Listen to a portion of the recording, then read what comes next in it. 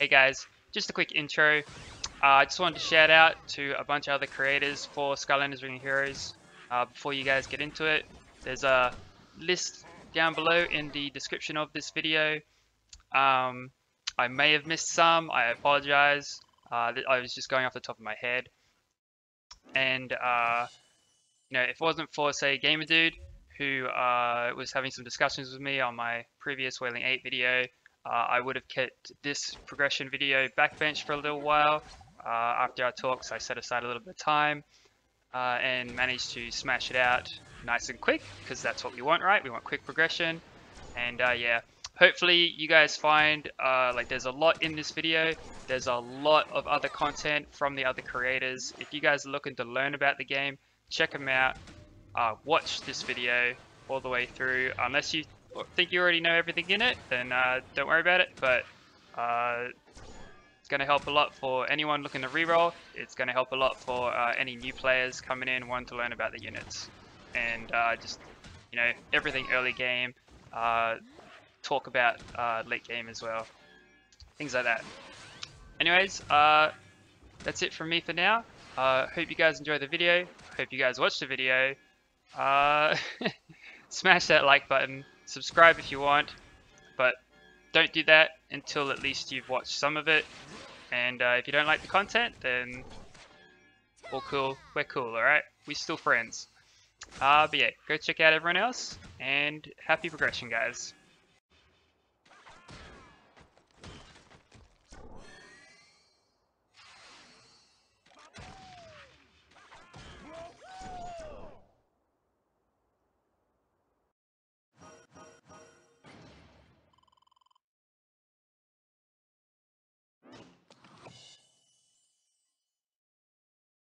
Bam! What's up, guys? Well, here it is, the video I promised about the progression that I took to get to Wailing 8 in about 4 or 5 days. Alright? It was like early day 5, and yeah, I'll just gonna walk through the process that I took to get there, and we're gonna talk in detail a bit about each Skylander that's offered by the Master Eon event and why that is now pretty important for the new players and stuff, alright? And yeah, if I go off on any tangents, I somewhat apologize, but also don't. Anyways, I haven't been on in most of the last day or so. So we are on day, I think, 8 still. The rollover is, yeah, so we're on day 8. I was going to make my video on day 7 because I wanted to, I was pretty much finished with the progression up to about day 5 and 6, right? But I wanted to kind of try and showcase the Earth and Life units as well. So I've been I was trying to level them up and stuff, but I've run out of time to like kind of max them out and optimize them and stuff to give you guys a better example for Beast 8 as well. But we'll get into that in a bit. Alright, so you see we're on day 8 here, but rollover is in about 45 minutes. So just so you're aware, I haven't been on the account in roughly the last 24 hours. I have been quite busy with a few other things in, outside gamer space, alright? Anyways, the first thing we did when we started the account, alright? I checked the Master Eon first, alright? And it shows us that we want Spyro, Kaboom, Flashwing, Gorilla Driller, and Stealth Elf, right? These are our first goals. And of course, we've got Boomer, Whamshell, Crit King, and Whirlwind as well. Because the whole goal for the account was to rush for our final reward. As you can see, I can actually I can claim it now. I just haven't yet, right? And I guess we'll talk about which Nat 5 to pick a bit later. But anyways, when you first start the account, right, you want to take a look at right here. We've got Stealth Elf on normal, right? But this early on progression, obviously you're gonna smash through the Singing Forest. You're gonna smash through the Misty Bog. You can pick up a few extra Whamshell pieces if you like. But at this point, you get to the Infernal Volcano. There's your Kaboom. Get yourself to Highlander Mirrors. There's some more Whirlwind Shards. Now, obviously, you want to start collecting your Kaboom Shards, your Whirlwind Shards. You're gonna get some decent. You're gonna get a decent amount of Stealth Elf Shards earlier on, because what I recommend is when you can. Again, this is another progression that when you can, you move up into Scenario 1 Normal.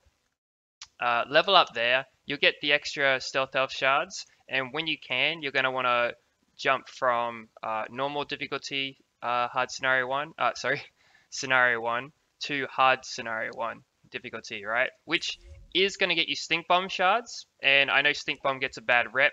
However, I do know someone that is using him for Wailing 9. So while Poison isn't the most attractive thing in the world, Stink Bomb can actually be used because he has pretty solid damage, right? His actual raw damage potential is decent from what I've been told. And he also has low mana costs, alright? So his abilities fit into a team decently enough, alright?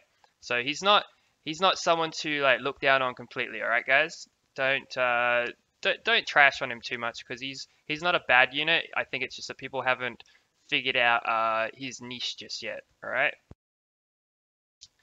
And you never know if Poison's ever going to get like rebalanced. Like he has a, I believe he has a skill. Let's have a quick look here. I believe his passive. Yeah, so he has a chance to gain stealth when he evades an enemy's attack. And if he does that, say he's got elemental advantage, he evades, they glance on him, he gets stealth, then he's got a 50% more chance to evade if another attack follows through, or he's going to follow up with an attack, which is going to have an extra 50% chance to crit, alright? So he does have a nice little kind of gimmick that he can work with, alright? Now, when I did the account, when I first made the account, I did come into normal difficulty here. I grabbed extra Stealth Elf Shards. However, after I moved up to Hard Scenario 1, I feel like it might have been a bit more convenient later on. So instead of spending so much time farming the 5-star energy runes for this particular progression, because of the units we're going to be using, which I will get into in a minute. This is just the initial, hey, these are the scenarios you want to jump into first part, alright? So if you don't feel like farming energy runes and Stink Bomb, because we are rushing into Wailing 8 first, alright? Once you've grabbed a couple of 5-star energy runes from Hard Scenario 1, what you can do is jump over to Hard Scenario 2, where you'll be able to farm Washbuckler pieces instead, alright? Now, Washbuckler is going to be good for Invasion, Chaos, well, Arena, RTA, possibly Guild Battles later. Washbuckler's moveset is, like, he has a 5-second cooldown. He's a great counter to Astro Blast. Something I've been trying to promote lately is that anything with a cooldown shorter than 6 seconds has the potential to counter Astro Blast teams, which a lot of people get a bit worried about, with everyone being able to get an Astro Blast for free now. And Washbuckler is a really great unit for things like that. And like I'm told that like people have tried him on B10 even, for example. I don't know. I don't think it would work out too well for an auto team, but at the same time, you never know. He brings a blind, right? And blind greatly reduces an enemy's accuracy, as well as that attack itself does do decent damage. Like he's you know, it starts off as a 6 mana skill and gets reduced to 5, I think, as well as being a 5-second cooldown. So it is one of those abilities that hits hard and fast. All right. Among the other stuff he brings to the table, like his leader skill, gives a chance of attack down when he attacks an enemy, etc., right? Oh, sorry, not just him, but the entire party. Whenever someone attacks an enemy, there's a chance of casting attack down on them. And yeah, so overall, probably a more useful unit to farm than Stink Bomb if you prefer. The resist runes might not sound like the most optimal because they only give you resistance, right? However, Wailing Labyrinth, obviously lots of debuffs, may greatly help with that rather than the extra 30% HP you'll get from the energy runes while farming Stink Bomb. Resist runes may be optimal for you instead. If you really want to get, if you really want to punish yourself, however, you could try farming, this is obviously after collecting a few more 5-star runes, but by that point you don't really need to. You only need about 3 sets, right? You need a set for Flashwing, one of the units we're going to use. You need a set for Crit King, another unit we'll use, and you need a set for Hex, the last unit we'll use. And we're going to go into the order detail of how to acquire them soon, alright? I just want to talk about the actual scenario stages first, and then we'll get into the units, okay? So the problem with farming strike runes from hard scenario 3, right? So you see we get our strike sets from there, is that once you get to around stage 4 here, you get a bomb, alright? And then you get another bomb and another bomb and another bomb, alright? You start getting bombs in your stages. Now, you only need about 4 runes for the set, alright? So you could farm 1, 2, and 3, I believe, without encountering any bombs. I don't think there's any on stage 3 on the way to the end, because this only shows the this screen only shows what's at the end of the stage. It doesn't show what's on the first stage or in the middle. But I'm pretty sure 1 and 2 no bombs. Not too sure about 3, and number 4 obviously has at least 1 bomb in it. If you can farm it, that's fine. One of the freely provided units that they give you is Boomer, and we're going to get into that soon. But yeah, farming for a 4-piece strike set can be a lot more difficult, and you will be getting shards for Wildfire. Actually, not a bad PvP unit at this point. I think if we ever wanted to use it on B10, it would need its focus aggro buffed up a bit, but still, solid unit. However, I don't believe Wildfire is as useful as Washbuckler, alright? And using just resist runes, you will still be able to clear Wailing 8 without any issues. It is going to help against those debuffs, specifically the diminished debuff that gets put on your team, which is one of the main sources of overall damage that will kill your party. It's one of the more complicated mechanics to deal with in this game at the moment, just because of the way that the AI works when it's on auto, alright? Anyways, that part's out of the way. Now let's have a look at the actual units that you get when you're progressing. So when you start the game, obviously you want to follow your quest first, alright? You want to follow this quest chain first. Okay, so part 1, part 2. Part 1 is the one that you will do a good portion of before you start kind of trying to branch out on your own a bit. However, you are going to want to follow up on part 2, collect all these Enigma shards as well, because they finish on 5-7 normal, which will be pretty easy for you. Alright? And the first thing that you're going to do while you're pushing through these quest lines is once you get down, so you just want to keep pushing through this quest line, right? Start collecting these shards on easy, obviously. So Rocky Roll, Whirlwind, grab your 15 out of 15 shards first day, second day, and so on. You want to start collecting these shards each day as best you can, at least for the units that you want to build later on, right?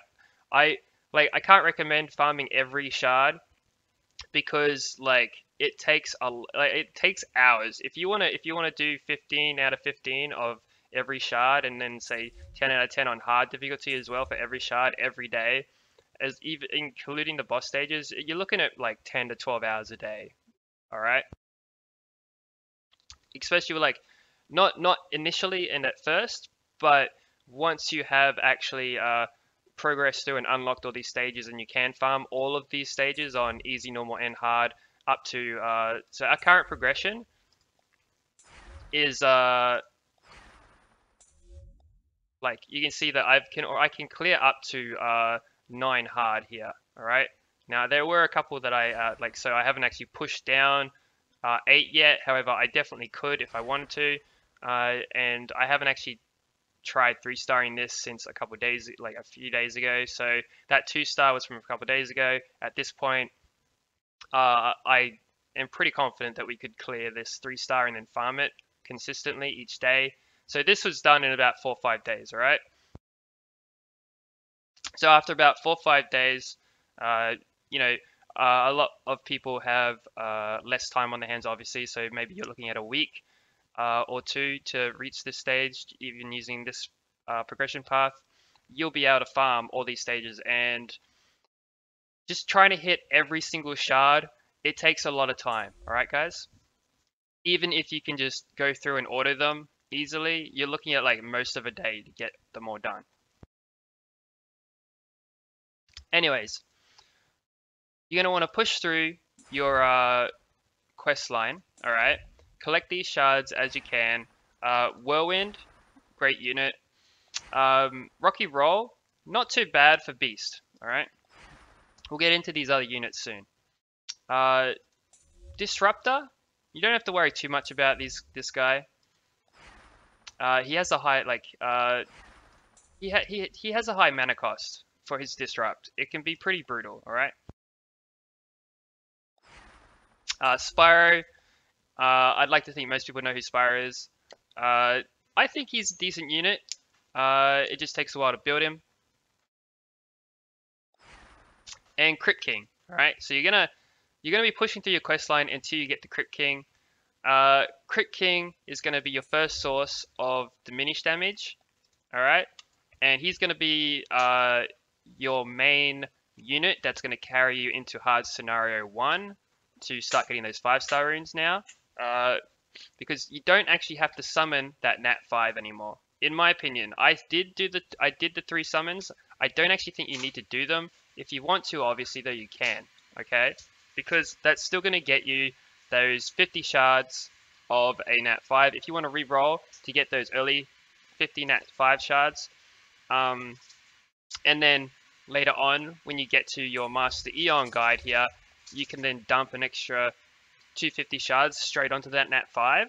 So you could, you know, open up with a Awakened Stormblade, right? So Stormblade will be 5-star when you summon him, and then you work towards unlocking the Master Eon guide. You've already summoned Stormblade, bam, throw down another 250 shards, and rather than 6-starring him, you awaken him. An Awakened Stormblade is pretty dangerous when you've got him on enough crit, alright? However, he does have a super high rune quality requirement, and that's just one example. Obviously, you've got a choice out of, well, not Astro Blast and Nightmare. You can't initial start with them, right? You can't triple roll and then summon them from the initial Nat 5 summon. However, any of these other units here, like Chain Reaction, for example, would probably be a decent unit to go all in on, or even Kingpin. All right, a lot of people are doing Spitfire because Spitfire's use in B10 lately. But yeah, for your initial start, you don't have to summon the Nat 5 anymore. And like I'd kind of recommend saving the gems. However, if you want to and get those, you know, it's only three summons. If you want to, then go for it. All right, I won't stop you, and it's like yeah, it depends on if you prefer to have those. You know, it's only a few hundred gems, you know. The initial gem summon is not too bad, and it's not going to affect you too much. As you can see, I've got 12,000 gems already. All right. Now, once you do get Crit King, all right, obviously Crit King is going to become your main focus for your damage dealing. I would, like, maybe you've put some runes on Stealth Elf at this point, and then once you grab Crit King, chuck some runes on him, jump down to the Singing Forest normal, and have at it with your farm, all right? Get his levels up a bit, and then you can either push into, well, I'm not going to recommend trying to push into Hard Scenario 2 first. Even though there are life units in the first stage, it might be a bit more tricky than pushing into Hard Scenario 1 first. And once you do push into Hard Scenario 1, just farm Stage 1 until you get your first 5-star rune, alright? That's going to be a massive damage increase.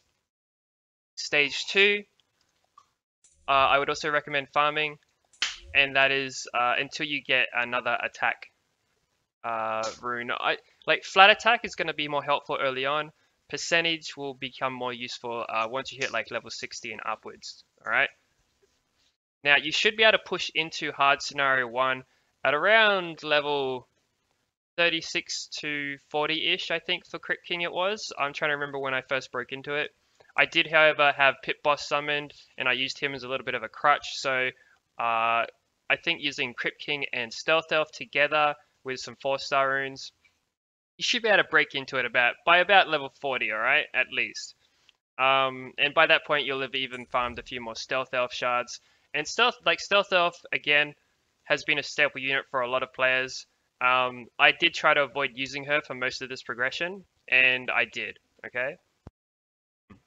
However, if you wanted to push down Beast rather than Wailing, Stealth Elf is obviously a solid choice. However, I believe Beast is a lot more difficult to deal with than Wailing, because Beast has the revenge mechanic, and the boss has the boss crits a lot, all right, which can make your runs a lot more RNG, right? There's a lot more randomness to running Beast Dungeon than there is to running Wailing Dungeon, because with Wailing Dungeon, you're mostly just dealing with his charge attack and his diminished damage, right? So a lot of the damage calculated into Wailing Dungeon revolves around the debuffs on your units.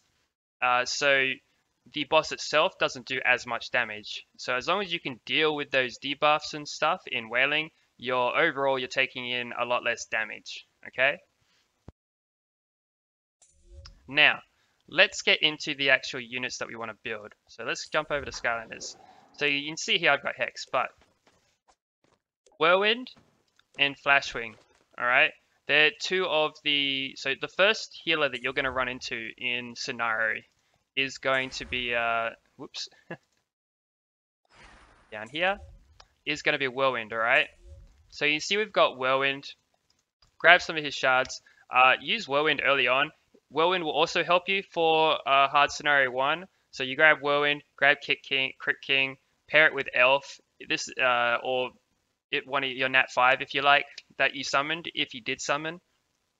And bam, straight into hard scenario 1 once you reach about like level 36 to level 40, I think, like I said before. And you'll be able to jump straight into it, alright? And from that point on, the amount of XP that your units are going to get is going to whoop straight up, alright? However, meanwhile, you do also need to be farming. So remember, you've got your support units as well as the other ones that you're working on. You need to be farming Crit King, Whirlwind, Gorilla, and Flashwing so that you can get to Hex, alright? I believe it was. So if you come down here, we can check out the rewards. Let me just claim that. Alright. Yeah, so here you go. So Whirlwind and Crit King, you need to get Whirlwind to 3-star level 50, and you need to get Crit King to 4-star level 50. You'll get 100 Hex shards, alright? And then Flashwing is going to take a little longer to get to. I think he was one of the last ones I picked up outside of Boomer. All right, Boomer is probably the more difficult one the most difficult one to get to, because he's on normal difficulty in the tech dungeon, one of the latest dungeon. All right, whereas the other units are on Flashwing's on a stage 5 normal, and I believe Boomer is on like stage 6 or 7. I'll double check in a minute. All right. However, obviously Boomer's not going to get you Barbella, not Hex. All right, so you want to try and rush for Hex here, okay? So get your Gorilla Driller levels up, 2-star level 40, and grab Flashwing when you can. You will reach Flashwing by following the quest chain, all right? So like I said, just keep following the quest chain. Obviously, you'll be able to break into hard scenario 1 pretty early with Crit King and Whirlwind, and obviously Elf can help you if you need it. But overall, you'll be able to get Hex pretty early, all right? And then after that point, obviously you're going to want to be leveling Crit King, Whirlwind, and Hex, all right? When you do get your hands on Flashwing, you can swap out Hex Whirlwind for Flashwing, which is the unit that I've used for this progression. And I'll get into that in a little bit, alright? Why I picked Flashwing over using, say, Jetpack and Whirlwind, okay? Now, for this account, I did have a gear shift start, which is pretty neat. And I've been leveling up a little bit. But not a bad invasion monster, alright? Anyways, when you do get these three sorted, so let me just show you guys where Flashwing is, alright? So Flashwing, normal difficulty here. Alright, now for each of these units, you might see, okay, so you've got a quota of 15 out of 15 shards, alright? Farm these 15 shards. However, when you're pushing down each of these, like you might be wondering, okay, that's not enough shards to actually summon the unit, alright? Which is true in pretty much every case. It's not enough shards. However, when you've pushed down these scenarios, you are going to get a first time bonus for pushing down and completing the scenarios, alright? You don't have to 3-star it, you just have to finish it first time. And you're going to get bonus shards. I believe you get about 20 to 25 bonus shards. So those 20 to 25 bonus shards on top of the 15 shards guarantee you a summon of all of these units, alright? So every scenario unit that you see here now that is offered to us by the update to the game post patch, you can now get guaranteed just for clearing down the scenario stages, alright? Because it's now a first time bonus, which is great. Because what we want to do is, rather than focusing on powering up and evolving them, alright? You can see here, I've got a max level, so he's max level 70, 4-star plus 4, alright? So obviously I had to 4-star my Crypt King to get the Master Eon reward, and then the plus 4 is just from the bonus shards from doing the dailies each day, alright? And you're going to notice I have a 5-star Awakened Hex, alright? So the main problem, or one of the main problems with acquiring, well, not acquiring Hex, but with hang on. Let's jump over to here, alright? Let's jump over to the Master Eon guide. So when you do initially get these Hex shards, alright? So once you've gone through, you've leveled up Gorilla Driller, Flashwing, Whirlwind, and Crypt King. What's going to happen is you get these 200 shards. Now, it's only enough to summon Hex and plus 5 her as a 4-star, okay? You're not actually going to be able to make her a 5-star, and you need to make her a 5-star if you want to get, so come here, see? You need her to be 5-star level 60 if you want to get these extra 250 shards. Now, obviously, if you purchase with money, excuse me guys, if you purchase this purchase bonus here, you'll get extra shards for these other units. However, you can see that you don't get them for Hex until you are, until you've still got her 5-star level 60. So what you're going to want to do here, now we've covered the initial leveled up hard scenario 1, grab your 5-star runes from there using these particular Skylanders, right? So you're going to be using that 4-star plus 5 Hex for a little bit. Now what's going to happen is you have missions here, alright? You're going to want to try and work towards your Omni Gems, okay? Now if we come down, not Portal Master, it's Power Up, here you go. Now you do get a couple of Omni Gems out of this, however this particular, these quests since post-patch have been are very difficult to do now, because you basically have to take a level 1 Skylander, regardless of its star grade, and fully max it to level 70 if you want these rewards, alright? However, the way that these particular rewards work, the max level with a 4-star Skylander,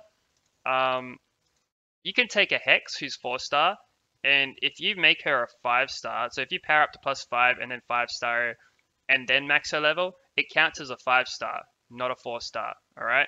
Same thing with Gorilla Driller, who's a natural 2-star. if you power him up to being a 3-star and then max his level, it now counts as a 3-star instead. All right, so this is something you want to be really careful of with this particular power up quest chain, mission chain, to get all these extra Omni gems from. But as you can see, I've only done like best of the best 2. I've only collected 1 of these rewards. All right. So what I did to get my heroic Omnis was that I pushed up Mirage Tower. All right. So you can see I'm on floor 60, and this was accomplished pretty early on as well. You can see you need to reach floor 54 to get your last set of heroic Omnis. All right, you get 20 there. Let's come down the tower here. Whoops. And you get another 20 on floor 44. You also get some as rewards for going through the quest line. All right, I think that was all the heroic ones. And while you're climbing the tower, you'll also pick up Super Shot Stealth Elf pieces. You'll also get Super Shot pieces for your like day 7 login. Great unit to start working on as well. So this is all going to tie in together, all right? I'll get to it in a minute. But what you're going to need to do is, let me see here. So you quest chain. Part 1 gives rares. Part 2, it says legendaries, but I'm pretty sure that they're in here somewhere. Let's see. Okay. All right. So not Omni Gems there. You do get Omni Gems from the actual 3-star scenario clears though, so you do want to work on those. And once you reach a, let's see, I had to do a couple of Hex Chaos dungeons as well, alright? I did have to do a couple of Hex Chaos dungeons, though I didn't need to do it. That's just what I did to kind of rush the progress a bit more. But yeah, you can get like let's see, if we come down here, oh wait, that's it there. Alright, so heroic expert type Omni Soul Stones. If you do hard scenario 3 here, you can collect some of these, and these are a 4-to-1 shard ratio that you can put into Hex as well, alright? And so hard scenario 3, you should be able to hit pretty early. It is a little difficult to take down the Chef of Spices with undead units, however, so I wish you good luck. I can't really give you too many tips with that because I basically was just leveling up other units as well, alright? I had to manual the stage, and I did use my undead units, and I had to manual the stage, but just level up, power up, throw on your 5-star runes, and you'll have a pretty good chance of getting through it, even with your undead units and a like at this point I was using Gulper already because I'd been hitting up the Chaos Dungeon, so that I can get Alright, so there's no Gulpers in here at the moment, but I was hitting Chaos Dungeon by about day 3. The way that I got the friends for this is you go here, you add, and you add random people, alright? Try and aim for people over level 20 when you can. So I was about level 16 before I started trying to add people, and people were finally showing up. A lot of the lower levels aren't super active, so it's something to watch out for, alright? Try and keep an eye on, see how this person's been off for 2 days, so they're gone, alright? This guy, 1 day, they're gone. Alright? Maybe not every 1 day person, but 2 days, you know, try and keep your friend list updated and clean. You can see I've only got 22 people added, so I am missing out on all of Chaos potential here, but there are some active dungeons open at the moment, okay?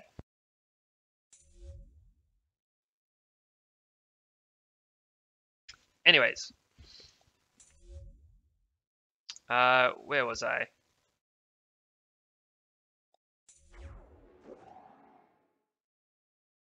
Okay, so Flash Ring. Alright? The reason that I choose Flash Ring instead of Whirlwind, and where's Jetpack? Where's our little friend Jetpack? Here we go. So see, I haven't even touched Jetpack. Now the reason I haven't touched Jetpack,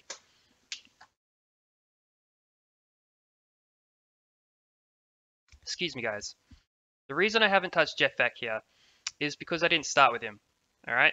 Now I may have attempted to use him. If I'd started with Jetpack instead of Gear Shift, I likely would have tried to level him up straight from the start and used him early on. All right. He would have come in pretty handy with breaking into hard scenario 1 at the start as well. However, I didn't. I had a Gear Shift start, and so I, rather than Whirlwind, I decided to go with Flash Ring instead. And the reason I did this was, so Jetpack drops in hard scenario 4, all right? So I wasn't able to get Jetpack into hard scenario 4. By this point, I already had both Flash Ring and Whirlwind. Their levels were already up and on the way, all right? I wasn't entirely sure which one I was going to use straight off the bat, though I was already leaning towards Flash Ring. The reason for this is both with the way that the Wailing Labyrinth mechanics work, all right, is it's going to put Diminish on your team. And the problem with when you get Diminish put on your team,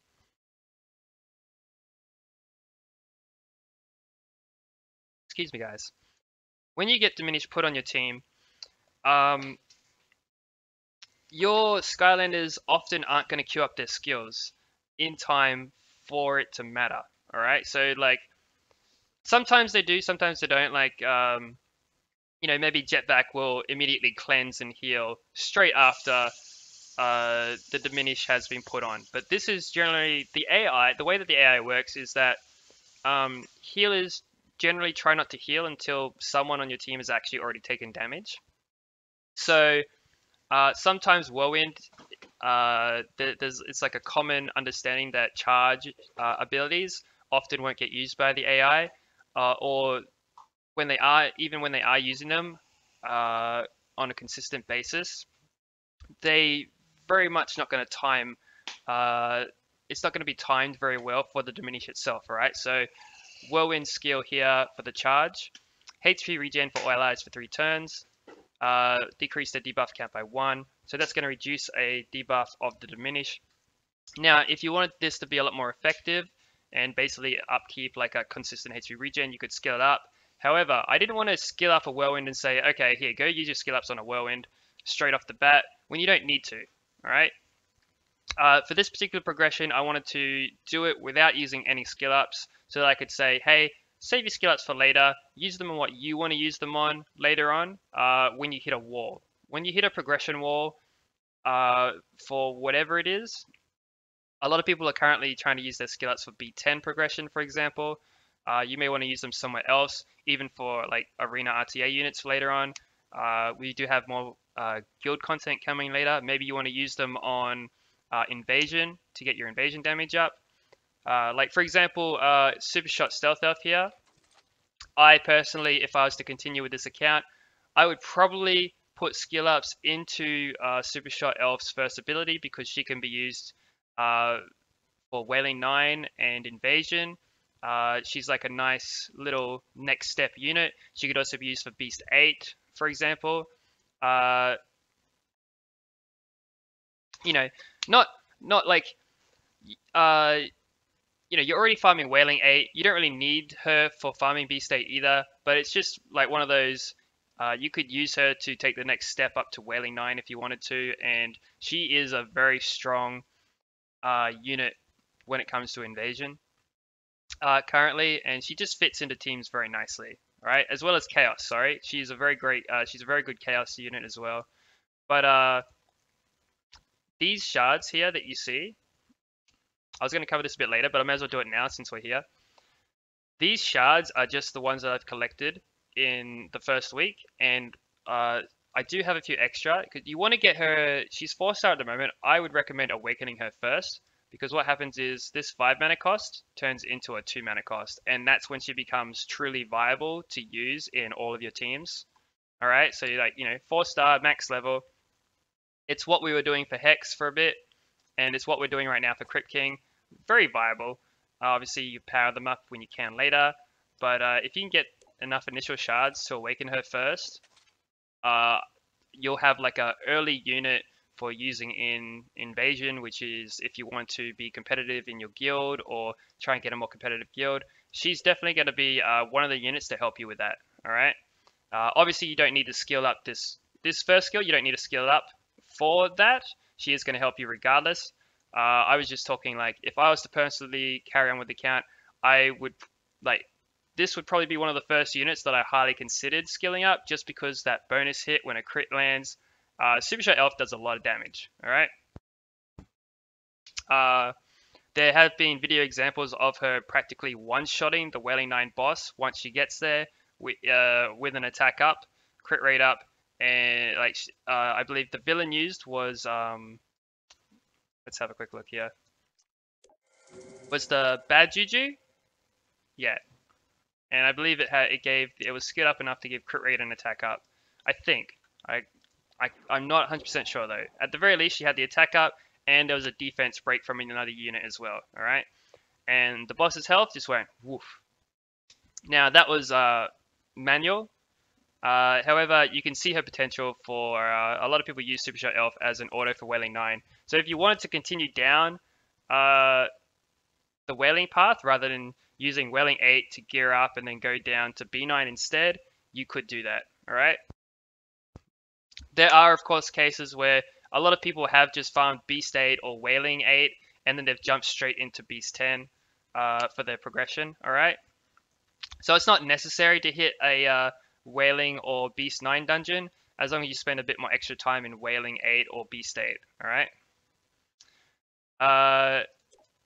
Now, timing-wise for the... Yeah, so when the Wailing 8 boss actually does put Diminish on your party, all right, or just its debuffs in general, often what you'll find is that the Diminish will go on your team, and you're going to take a couple ticks. Even if, let's say Whirlwind has already charged up an ability, and then he goes to Q it, you're already taking, you have to, a Diminish tick goes off and does damage to you every time someone has a turn in the turn queue, right? So let's say the boss is going to take 3 turns in a row, or so not just the boss. So let's say the boss's towers are going to take 2 turns, the boss is going to take 1 turn, and then one of your other units who's already queued up with a skill is going to take a turn, and then Whirlwind is going to use its charge ability to put a heal on you and cleanse, right? Well, that's too late. You've already taken 4 diminished ticks. So you're healing after the fact, right? So your debuff decreases their debuff count by 1. It's too late for that because the debuff has already, like the diminish has already ticked for you, all right?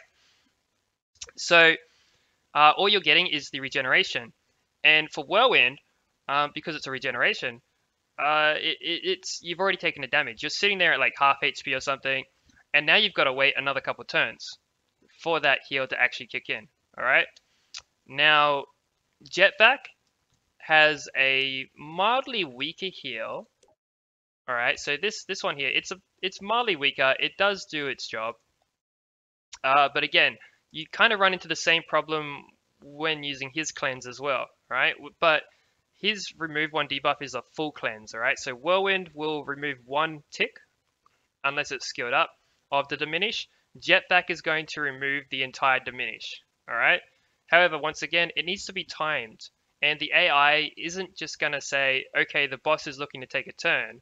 It's not going to really know what move the boss is going to use, all right? So the debuff removal might not be queued up until the diminish goes on, and then you might be waiting like 2-3 turns for that to actually kick in, or maybe you're going to take all the diminished damage again anyway, right? He might have it queued up already if there's another debuff on your team. Excuse me. But that doesn't guarantee that he's actually going to remove, without being skilled up, doesn't guarantee he's going to actually remove the diminish itself. He might remove the other debuff, right? So, once again, it kind of falls short when it comes to full auto. Okay? If you are manualing, then both of these units would be perfect and fine because you would say, you would know yourself, okay, this is the time to use it. All right. And the heal itself, 1 mana cost, but doesn't heal as much, okay, as the others. You can counter that using heal up and the first skill, but in that case, you're not even bringing the cleanse anyway. So, like, is there even a point in bringing Jetpack if you're not bringing his cleanse, right? For Wailing, that is, all right. The heal up, if you combine Jetpack and Whirlwind together, they're actually a very powerful combo. So you would take Air Shot and Suction Gun, all right. So you bring heal up and his own little 1 mana cost skill, and then Whirlwind with the charge ability and the defense up ability. Together, they're actually quite powerful. So like you could get away with Jetpack, Whirlwind, and Hex, or Jetpack, Whirlwind, and Crit King perhaps, right? However, there's not much need to do that, all right? When you can just bring Flashwing, who is the leader skill, decreases skill cooldown by 1 second when an ally is attacked. It's a 30% chance. It does kick in here and there, and I find it to be a bit better to bring than Crit King's leader skill, which increases your attack bar by 3% of all allies. Because 3% is not that big of a deal compared to a full second saved when your team gets hit. Like, you will find that with the way that bosses work, it is going to kick in often enough, right? And then you're going to have this 11-second cooldown, burst heal. It recovers endurance, and it gives your team effect resistance up. So, talking about the resist runes earlier, if you were to, if you were to choose the resist runes instead of the energy runes, right, you're going to have about 30% resistance from a full set of resist runes on top of effect resistance up. I believe the effect resistance up is about 30 resistance as well. I'd have to double check it. I cannot remember it off the top of my head, but you're looking at least 60% resistance just from your rune set and this buff in particular, which is probably going to save you a lot of diminished damage, all right? In which case, if you're resisting a lot of the debuffs from the boss, you've eliminated half its damage already, and so now you're only dealing with its physical damage, right?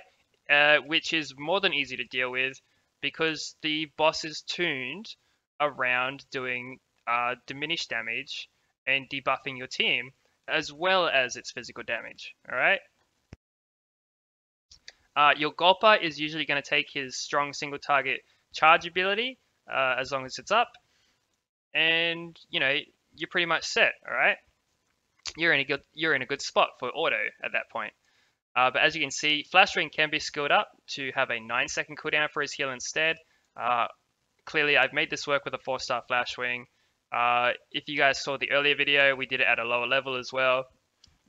So, you don't really need to skill them up. Again, save your skill ups for when you get stuck, I would recommend.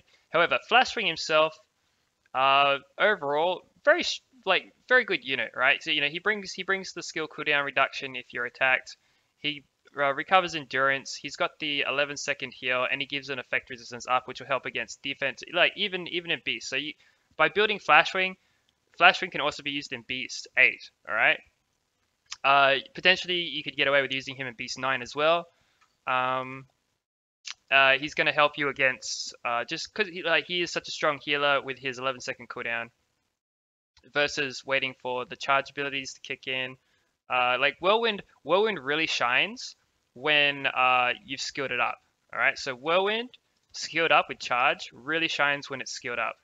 All right, that 5-turn HP regeneration, it pretty much never goes down, as well as it decreases the debuff count by 3. Whirlwind would just constantly be rolling HP regeneration on you. It's just a matter of, do you want to invest your skill up stones into Whirlwind now, or save them for when you really need them later, right?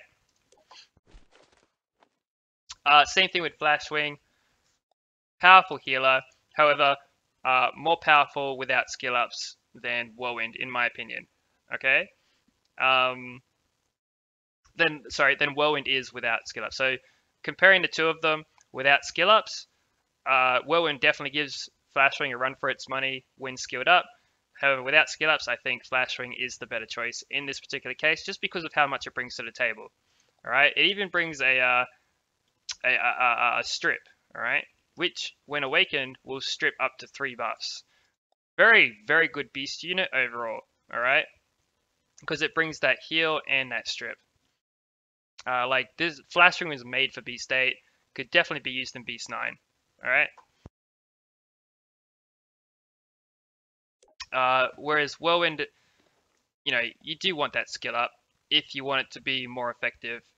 However, we have seen plenty of times, definitely a decent path to go down if you want to. However, for this progression, unnecessary, alright? Now, Crit King, again, no skill ups required. Hex, no skill ups required. However, acquiring the last of her, like, you need to get those heroic Omni Gems. There's something you're gonna want to work on, and you can. Looks like rollover's happened. It's now day. Whoops, that's the event, as you guys can see. Okay, it hasn't happened. Whatever. I can see that it's happened. All right. It is past 5 o'clock here. Anyways, let's go down here. You can get some more heroic Omnis from the Mansion of Gloom on normal difficulty, so scenario 9.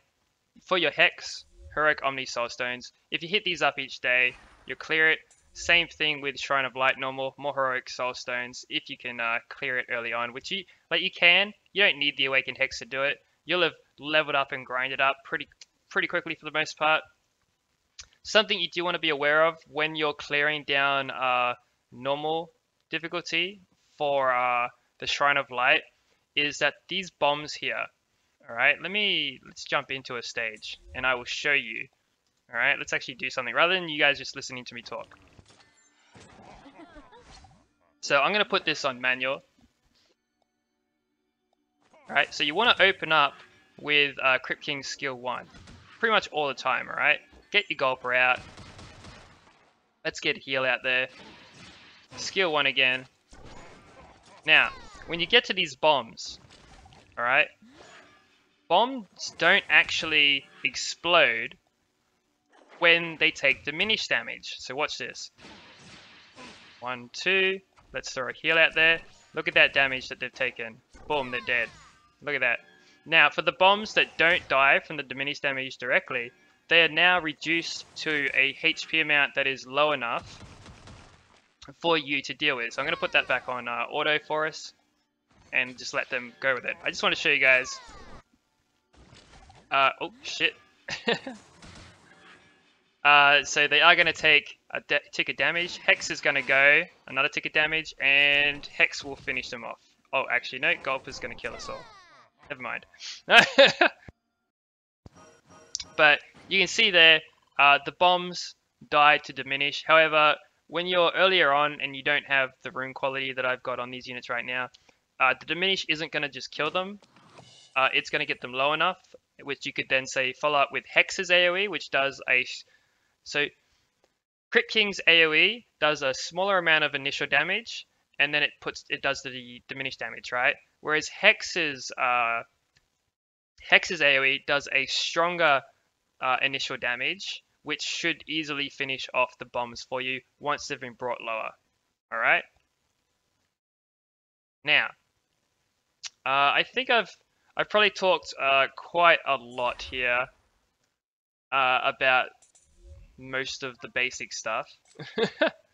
So let's jump into Wailing 8 and show you guys just how the team works, alright? Now that we've kind of walked through everything. Now you can see here, like through the initial progression path, I have pretty much cleared up, before we do this, sorry, you can see that just using the 5-star runes, excuse me, so my runes here, sorry, you can see I'm full energy. I have plus 15 to these runes, alright? I got attack percentage runes, I plus 15 them, and I've left these other runes on plus 12, okay? I've done this for all of them, plus 15 for Crypt King's damage. I raised sorry, so this rune here was plus 12. I raised his energy, his slot 5 and slot 3 runes up because I was testing things out in Beast Dungeon, and I was finding Crypt King kept getting picked on, so I increased his runes a bit more. He's still, whoops, I got a resistor in here. That's my bad. There we go. Anyways, you see I was testing with a defenser in there. So now he's got his effect accuracy rune on again. And these are the sets that I use for Wailing.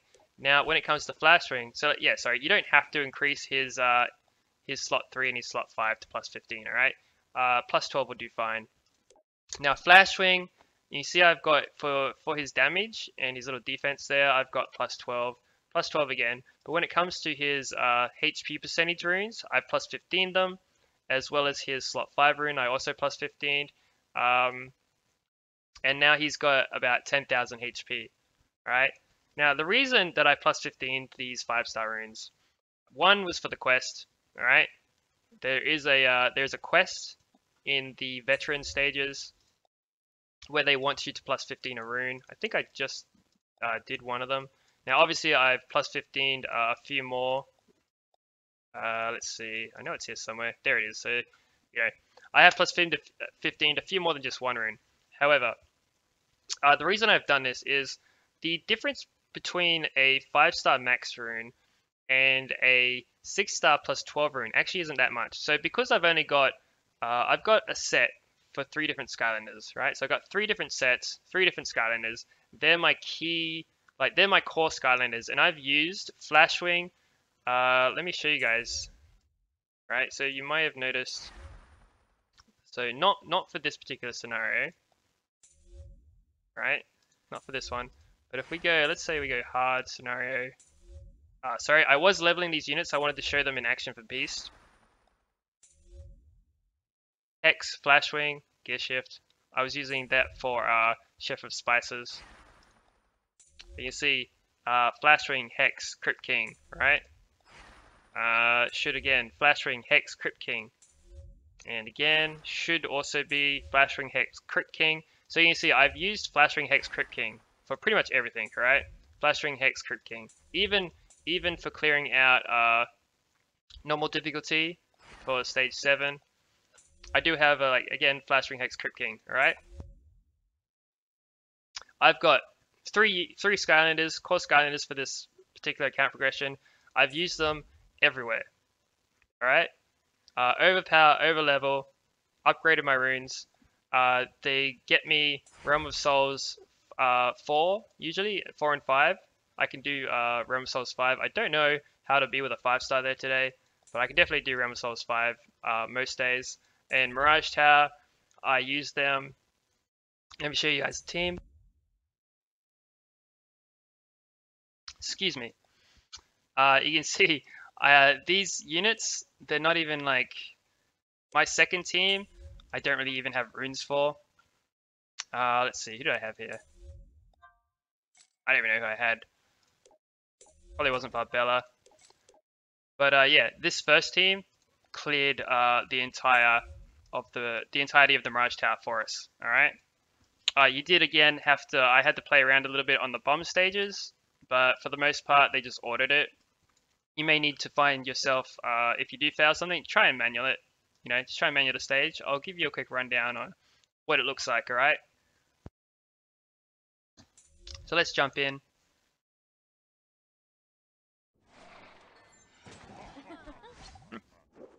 So once again, I'll go manual. We open up with Crypt King, followed by Hex. Try and get a couple of attacks out. Follow with a heal.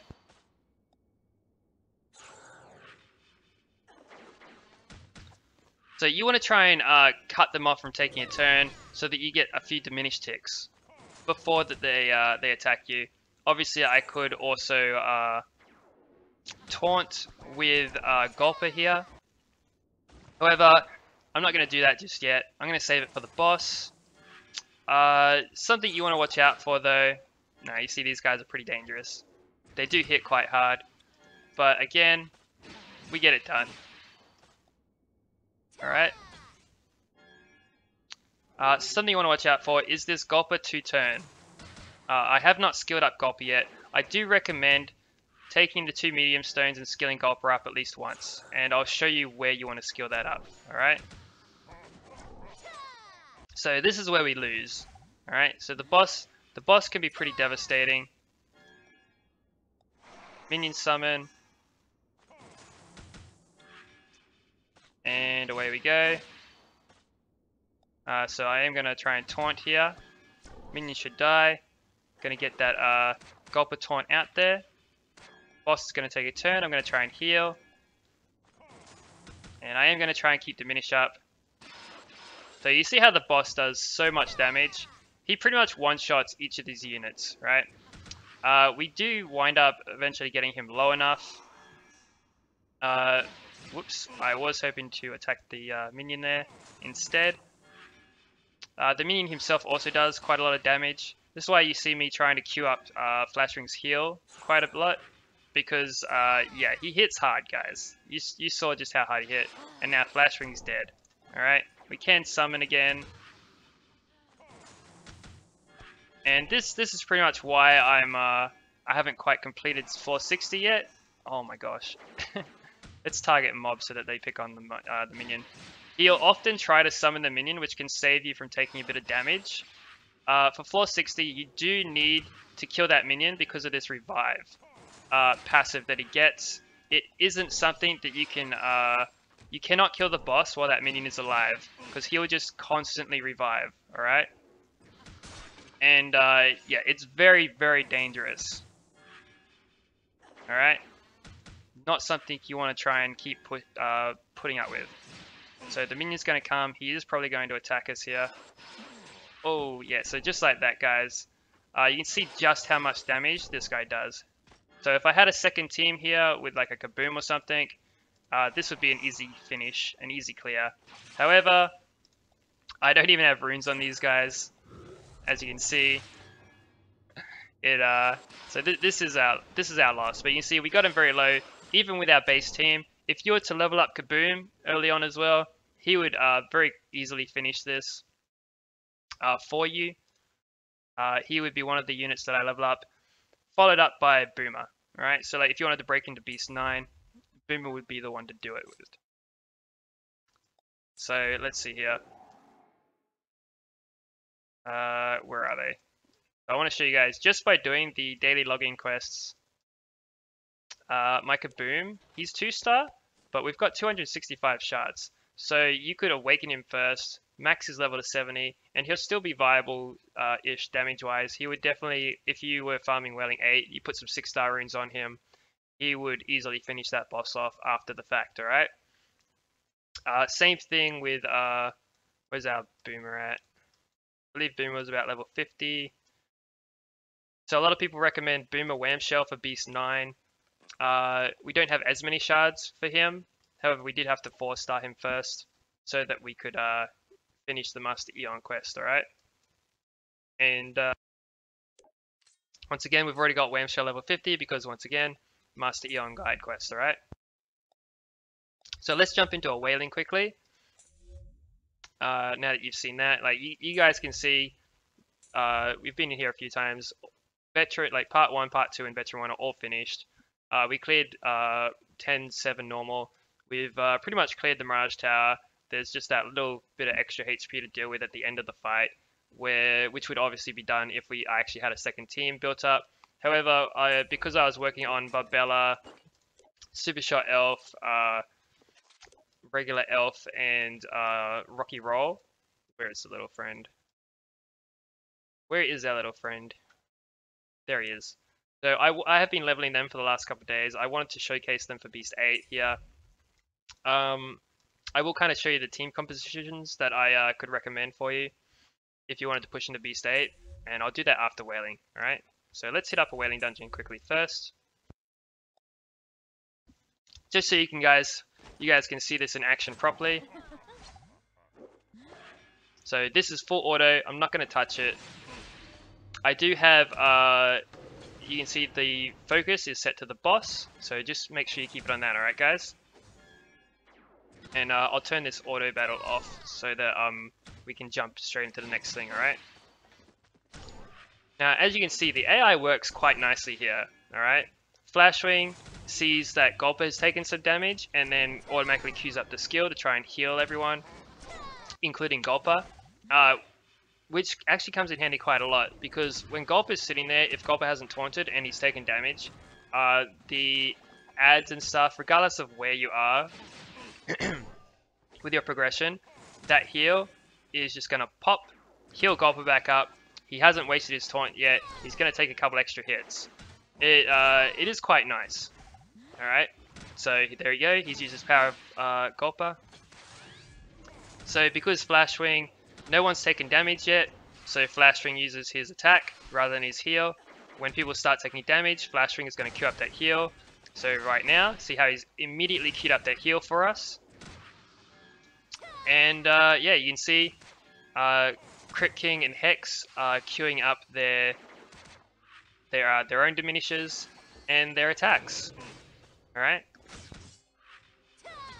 And yeah, so you can see how the diminished ticks generally will tick before the heal gets off. So rather than... I'm sorry guys. So rather than having that like Woe and queue up a charge ability that's going to heal you over time after you've already taken that massive chunk of damage, we've got Flashwing's burst heal. Same thing with Jetpack, who has a burst heal. It's just not as powerful, right? And it's not really a burst. It's more of a like straight at the moment, like immediate heal, right? That's actually not too bad. That could roll some nice attack percentage to work with that effect accuracy. This rune could definitely be a replacement for one of my energy runes, which were like white 5-star runes from Hard Scenario, right? If that rolls nicely. And I get like another fatal rune to use for a set, which would get me more crit damage. Sorry, crit chance, not crit damage.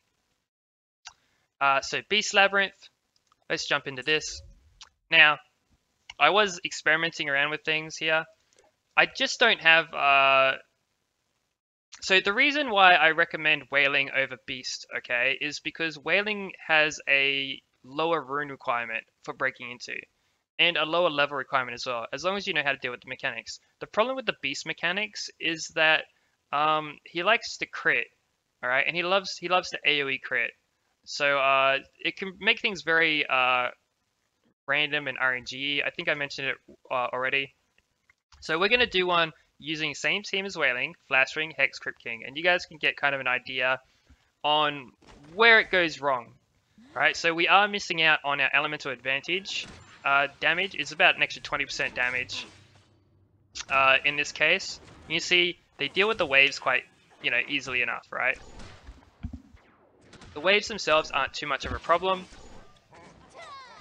But when we get to the actual boss itself, that's where things are going to get tricky. Alright? So, just wait till they get there. You see, it works just the same. They deal with the waves quite easily, alright? And here we go. So, he's got that little countdown timer until his revenge. He can AoE before that. No crit there. However, he has a habit of coming out with some random RNG crits. So this right here, it's looking like a good fight. We are about to take the revenge, so we'll see how that turns out. Okay, so he's Critus. He's got defense break on us. He AoEs. So he used his revenge.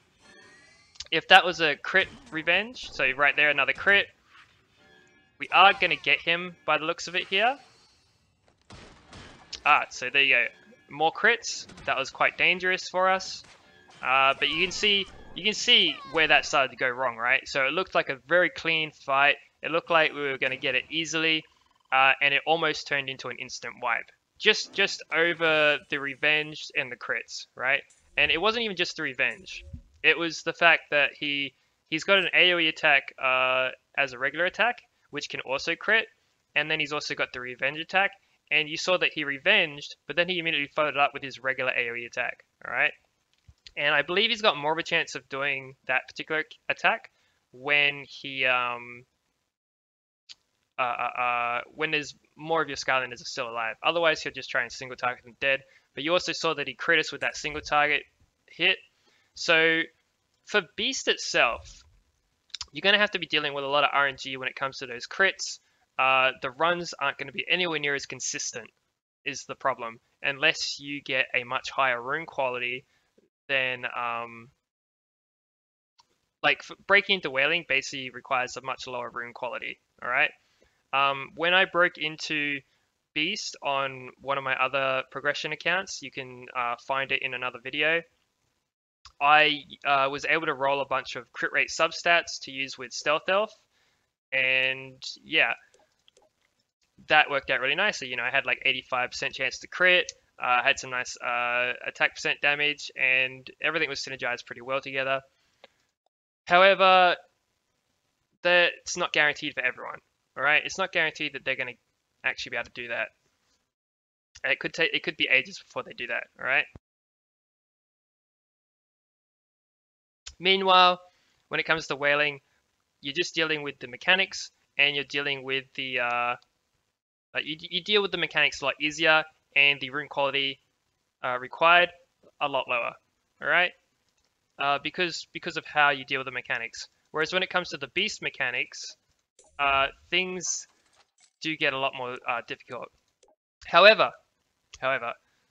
here is a nice looking team. All right. Right, so this team here, once you've awakened, this is one of the teams I wanted to showcase. I'm not going to be able to though, but like once you awaken Supershot Elf as a 4-star, max out level, same thing with Rocky Roll. You will be if you collect these shards each day, Rocky Roll brings an attack up, decreases his own skill cooldown time by 3 seconds. He can deal bonus hits. He is awakened already. We gathered enough shards for him through Wishstone summoning and just doing his daily shards each day. He is a decent unit. He's got low mana cost requirements, and he brings that attack up. Supershot Elf, once again, once awakened, this 5 mana skill turns into a 2 mana skill, and then she brings a charge ability. She does a lot of damage. All right. You pair these two with the freely provided Barbella, who you can awaken. You can see she's got no runes. She's got 2 4 mana cost abilities. One is a block rate up, and that also brings an attack down. Very handy on the boss itself. Block rate up is going to help prevent those crits coming into you, and that focus aggro is going to help when the boss doesn't do the AoE.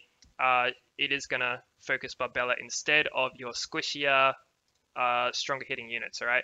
She also does do AoE damage, which is going to help on the waves, while these two also help kill the waves as well. This would be the team I recommend pushing towards. You could obviously use the already leveled up Stealth Elf, as well as you could go with like Boomer.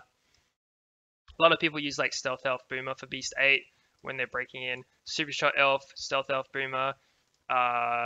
There's a lot of combinations you can use to break into it. But once again, every single team you've already got Flashwing built, sorry, so you could say use Flashwing and Stealth Elf with Rocky Roll there, because Rocky Roll is just that nice little unit that fits in with that attack up buff. He is gonna you do want to get him on some damage, because otherwise he's just gonna be there to contribute to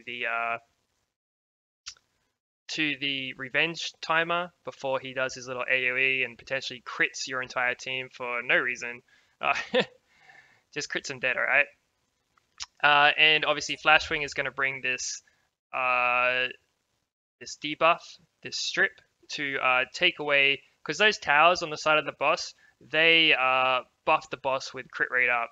And let's see if we can get a proper, yeah, so defense down on all enemies and crit rate up on an ally, which goes to the boss. All right, so the defense break you and they give the boss crit rate up. So when that boss gets crit rate up, usually even without it, yeah, things get pretty tricky, as you guys could see. I can't just run through right now and showcase these particular units without swapping runes around. She is on some pretty weird runes. I could do a quick run with this. You can have a look. All right, he's got these resist runes. Whoops, a daisy. So let me give you guys kind of an idea on how this would work. Stealth Elf is going to want more crit rate, so she's only got 50 crit rate here. Now our mana cost is pretty low, so let's take Stealth out. So the Stealth buff is going to give you 50% more evasion and 50% more chance to crit. Good to take with Blade Storm there. All right, I'm going to try this run. I don't think this is going to be a run that finishes. All right, so we do want Stealth Elf to be critting. We're going to get that attack up from Rocky Roll there. We have plenty of heals. I'm not worried about them dying on the waves, but I do believe they won't be able to kill the boss. Alright, so you can see here, this is an example of a team that, with a higher rune quality, and if we maxed out, if we powered them up a little more, right? So Stealth Elf, still a 5-star. Rocky Roll, still a 2-star, level 61. Plenty of potential for improvement here. Flash Wing, still a 4-star. Alright. Now we're already clearing Wailing 8. If you were to focus on these particular units instead, that would be fine. Not these ones specifically, but like if you wanted to focus on Beast 8, you could. I just think Wailing 8 is a lot easier to break into. Alright guys? Using the same rune quality.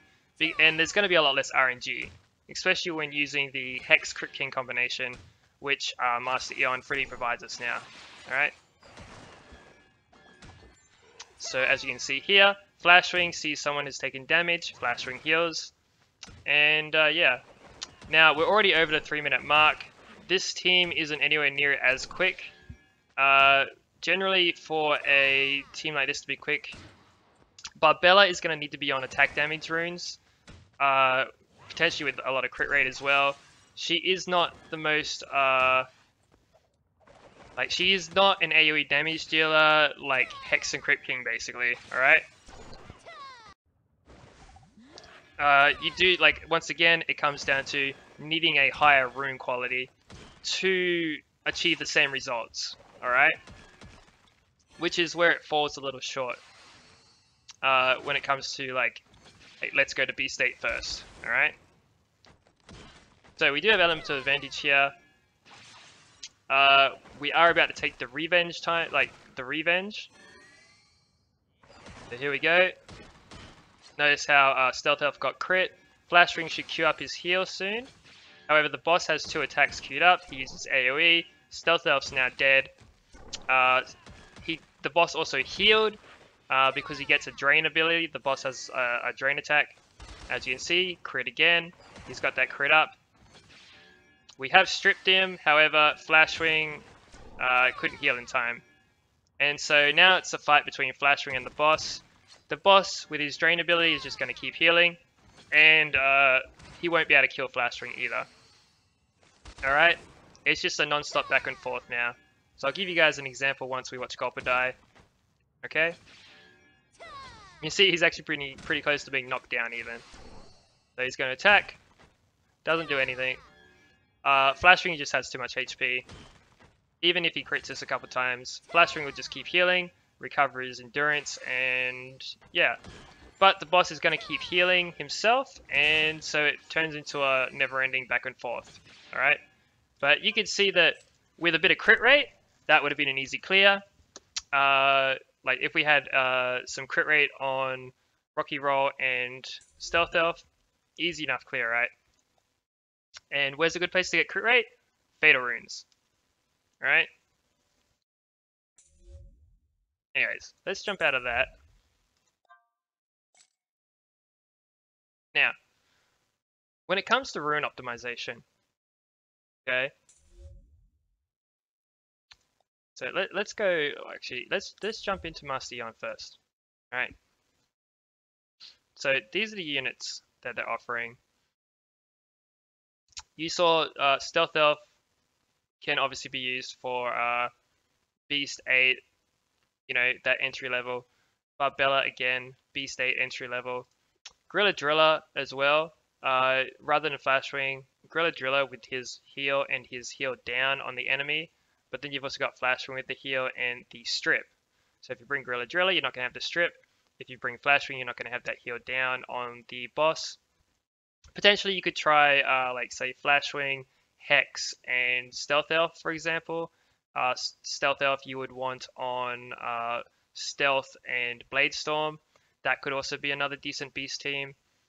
However, once again, yeah, you just need to really kind of get like a much higher rune quality to have a consistent beast dungeon run than you do for a wailing dungeon run. That's the main issue with it. All right. So by breaking into wailing 8 instead, things are going to be a lot easier on you. You'll be able to get those 6-star runes, and then like if you want to move into beast 8 or even beast 9, all right. So like if you went from wailing 8 to beast 9, that would make life a lot easier for you. You are going to have similar issues with beast 9 when it comes to the RNG side of things with his revenge and his crits. In which case you could just work towards breaking into Wailing 9, so like Super Shot Elf and regular Stealth Elf, for example, with maybe Hex or Crit King or... No. You probably want to bring a defense breaker, but you know, I'm going to cover those particular dungeons a bit later. Not in this video, but another time, alright? This is just a progress to Wailing 8 and Beast 8 related video. And you can see that we have also cleared pretty much all the other content. The only things left now are to push further down into the other dungeons, build up more Skylanders for invasion, and rune them up, right? Now, in terms of where each of these Skylanders can be used, clearly Barbella and Stealth Elf, Gorilla Driller, all decent for B8. I've seen Whirlwind used in B8. You guys saw me use Hex and Crit King earlier in B8 because we have now gotten their levels up and stuff. And this is when they weren't even 6-star, right? They're not 6-star. Crit King's not even Awakened. Like all those bonus stats add together, they work out very nicely. You know, Flashwing, Gorilla. Most of these units here can be used in B8, even Whamshell, Boomer as well. Now for progressing down into say B9, Boomer Whamshell, all right, Boomer Whamshell, highly recommended combination by a lot of people for our entry level B9 team. However, I think that like using your Wailing 8 runes, you can just gear up Boomer, and I actually have a video that's going to go up where my Boomer is actually soloing B9, for example, but like you know, at about 80% consistency rate. And yeah, like it's using those Wailing 8 runes to gear up your Skylanders, work on them while you're farming runes. You know, like collect your daily login, collect your daily shards of the units that you want to build, your 15 guaranteed shards. Then go back to rune farming would be my new recommendation for new players. And yeah, Boomer is still going to be useful. Kaboom is still going to be useful. Like I said, if I had built up Kaboom, that would be an easy finish for the Mirage Tower 60 there. These life units aren't going to be very handy for that. Same as the Earth units, because they have elemental disadvantage. Obviously, we used Hex and Crit King for our first team. They just annihilated the tower with their AoEs. On one of my other accounts, I used Kaboom and Boomer. However, I did skill up their bomb, and I skilled up Boomer's Troll Smash ability, in which case is like 6 mana. However, his 2 mana AoE bomb and his attack up skill together with Kaboom, still a nice combination for the usual things. And yeah, Spyro is more of a defensive unit.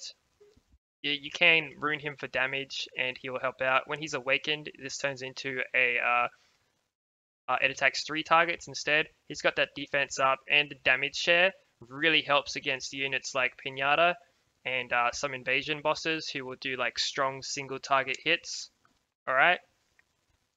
Often not too bad to be paired with like wide range damage down units like Light Jetpack and Gear Shift. Right, so you get that damage share protection against the strong single target hits that often just nuke one of your units. combined with the wide range damage down, which will help your team. Wide range damage down prevents AoE damage by 50%, and damage share is going to split a strong single target hit among all of your Skylanders that have the buff on it. All right, so those two together can be used to great benefit for a team. Just not very often people use them together. All right, and yeah. Now, the Nat 5, right? Because I think we've kind of covered where all these units can be used.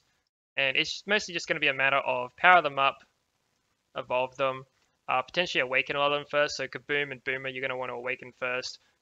Crit King, you're going to want to level first. Hex, you're going to want to awaken once she's 5-star so that you can get her freeze on this first skill. So like when she's not awakened, she has no freeze on this first skill. And when she is, she gets freeze. Freeze elongates the amount of time that it takes for the enemy to use whatever skill that they used when they had the freeze debuff on them. It's going to add a certain amount of seconds to before they can use that skill again. All right, and yeah. Now, Nat 5 wise, ambush, not really a good pick at any time. All right, you have so many life and earth units already. Not a very decent pick to go with. All right, if you want to build an ambush, I'm not going to stop you. It's just that there's excuse me, guys. It's just that there are like better units to use. All right, Kingpin, really nice tank. Some people are using him for B10 for their auto B10 runs. Not the ones publicly showing their team. However, he is viable when used with certain other units that like you always want to try and focus on mana synergy. All right, and Crit King is being used as some people's tank. Okay, he comes with a really nice skill set. Spitfire is being used for a lot of speed B10 runs at the moment because of his passive and his leader skill. He also fits in nicely with his mana costs, and he can do quite a bit of damage when he's runed up properly and he's max level 70 awakened. Right? Stormblade, Spitfire also just fits into teams in general. A lot of people use him for arena for his chance to have attack up on the first round. Okay, it does only go up to 80% though, so it's still going to be kind of RNG if you get that attack up. A lot of people do complain about it not proccing for them when they start a fight. All right. Stormblade, really strong arena unit, really strong in most areas of the game. However, he has a very high rune requirement, and he has to be awakened. All right.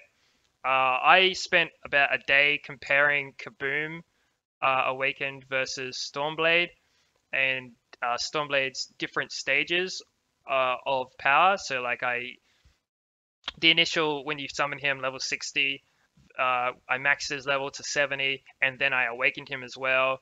I had a really nice rage set on him, which had him at about 90% crit rate with quite a bit of crit damage. Obviously not super overpowered. These were comparing entry level rune sets so that I could break into Wailing 8. All right. And what I found was that Kaboom was actually still better to use. So I have a previous video where I used Kaboom, Enigma, and either Whirlwind and Jetpack. Very entry-level team to break into Wailing 8. And Kaboom was still a better unit to use than Stormblade. Stormblade, unfortunately, his damage gets spread out quite a lot. Even when he's awakened, Kaboom still just winds up being better because Kaboom's got just a little bit more damage than Stormblade when it comes to those getting that boss down and dead, all right? Because they can both clear waves. However, Kaboom has a bit of extra oomph on that single target, which still made him better than Stormblade on comparable runes for that early progression. However, Stormblade, instantaneous death to the enemy team in arena, basically, for the most part. Really great RTA and arena unit, really great arena defense unit, and just like he will get you, like he's a great farmer. He will clear most of the continent in the game quite easily for you. much like Hex and like basically he's like Hex and Crit King together in the one unit without the diminish. You know, he is going to clear all that content, that same content for you quite easily. It's just that he kind of falls a little short against, say, taking Kaboom into Wailing 8 or taking Hex Crit King into Wailing 8 because he can't quite put out that extra oomph on the boss, alright? He's very, very good for wave clearing and everything. But if you want him to really hurt single target wise with his bonus hit, he has a much higher rune quality requirement than other units, alright? Tri-tip here. Tri-tip is a people have been using him. So remember I was talking about that Wailing 9 kill earlier. Tri-tip was actually the one that got taken for that. He's got that 3-turn defense down.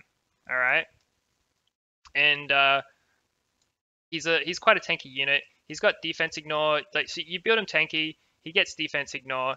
It works out quite nicely. All right, he's a decent unit overall. Somewhat decent arena defense unit. Not the scariest one to encounter in most places, but as just someone to bring the defense down, he is quite nice. All right.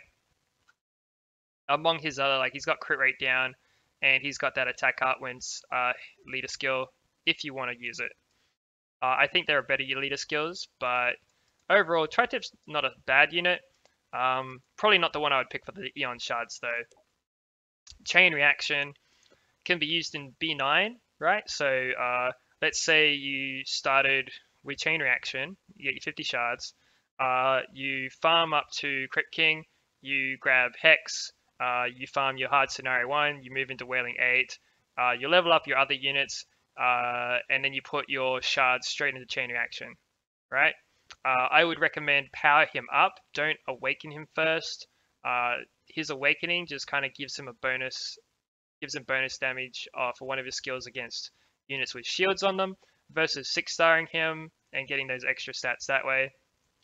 Or awakening him is probably the better move for chain reaction, but the guy can be used in B9 together with Boomer if you wanted to. And yeah, like it's an easy way to progress from Wailing 8 straight into B9, because then you've got Boomer and chain reaction together. Decent combo. You can also, say, use Kingpin and Boomer together if you wanted to. So you go from hard scenario 1 or 2, Wailing 8, Kingpin Boomer, or chain reaction Boomer, or Kingpin Boomer Whamshell, chain reaction Boomer Whamshell, things like that, right? So you could jump into B9 that way as well. Buckshot. Oh, sorry. Chain reaction, also really strong arena defense unit.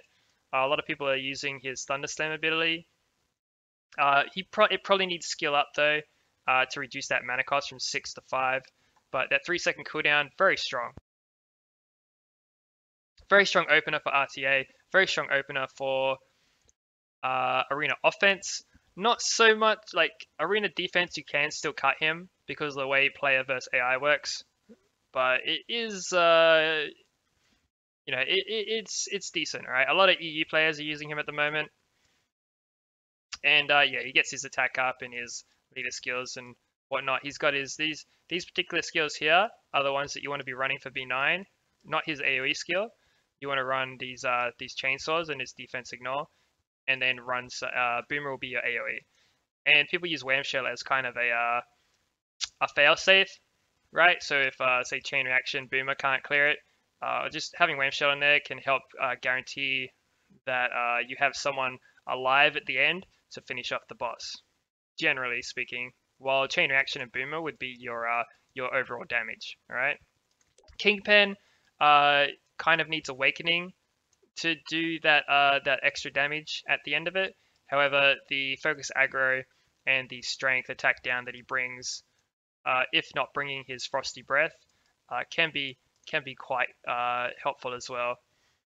Just kind of depends. You kind of want to experiment with Kingpin's skills here.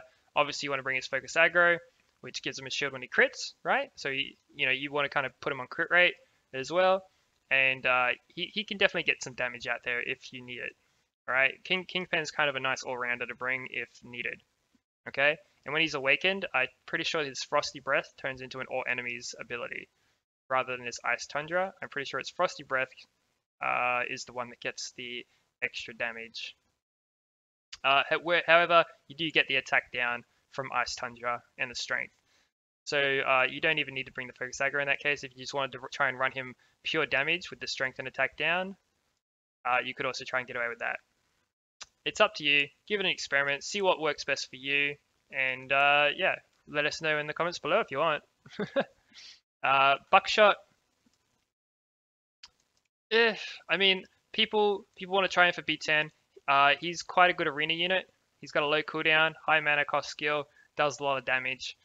I don't have much experience with buckshots other than beating them in arena, but overall, he's not a terrible unit. That's for sure. You know, no Nat 5 is bad. I'm just not like I haven't had much experience with fitting buckshots into teams specifically because we're not quite there with like we're using a lot of other units already. But buckshot, potential B10 damage dealer. I think a lot of people have tried it, but they couldn't get it to work very well. However, that could just be like a lot of people running like Igniter, Spitfire, Ninjini at the moment for their B10 teams.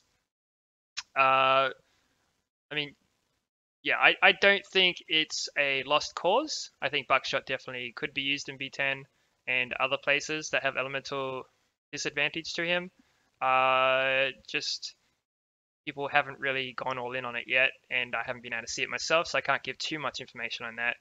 However, for arena, he is quite good, and people have found success with him for early progression as well. All right. However, we've already covered that. And Pit Boss is a nice bruiser. Doesn't do too much damage overall. All right, but the leader skill isn't too bad on what's you call it? The tech boss, right? So he uses poison damage on his abilities. So it's not too bad to have. Though I wouldn't recommend using it most of the time. Where he really shines is his charge ability, which can put drain on your team, and he puts attack down on the enemy as well. And he just kind of like he can heal with this Undersnake. However, if you wanted to, when Pit Boss gets awakened, if you use his charge ability combined with Snake Attack, which puts a heal down on the enemy, when Pit Boss gets awakened, his mana cost becomes 0 for this Snake Attack. So you can have 2 0-cost skills on Pit Boss, and you basically bring along a 0-cost unit who will just constantly put out his skills whenever he can.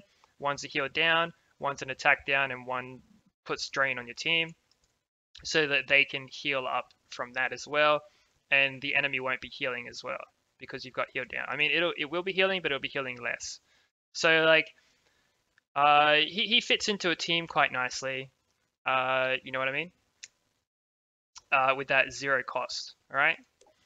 Astroblast. The dude does a lot of damage. To single targets. All right. If there's so like Chaos Dungeon, really nice unit for Chaos Dungeon. He has quite a strong knockdown for Chaos. Like, sorry, his move does quite a lot of endurance damage with his bonus hits. And just, yeah, the dude nukes. When it comes to single target, the dude nukes, alright? Not too much explanation needed for Astroblast. He's a very hyped unit. He's got a 6-second cooldown, 6 mana cost. I think you skill up to a 5 mana cost as well. And yeah, it can, you know, invasion, not too bad for entry-level invasion.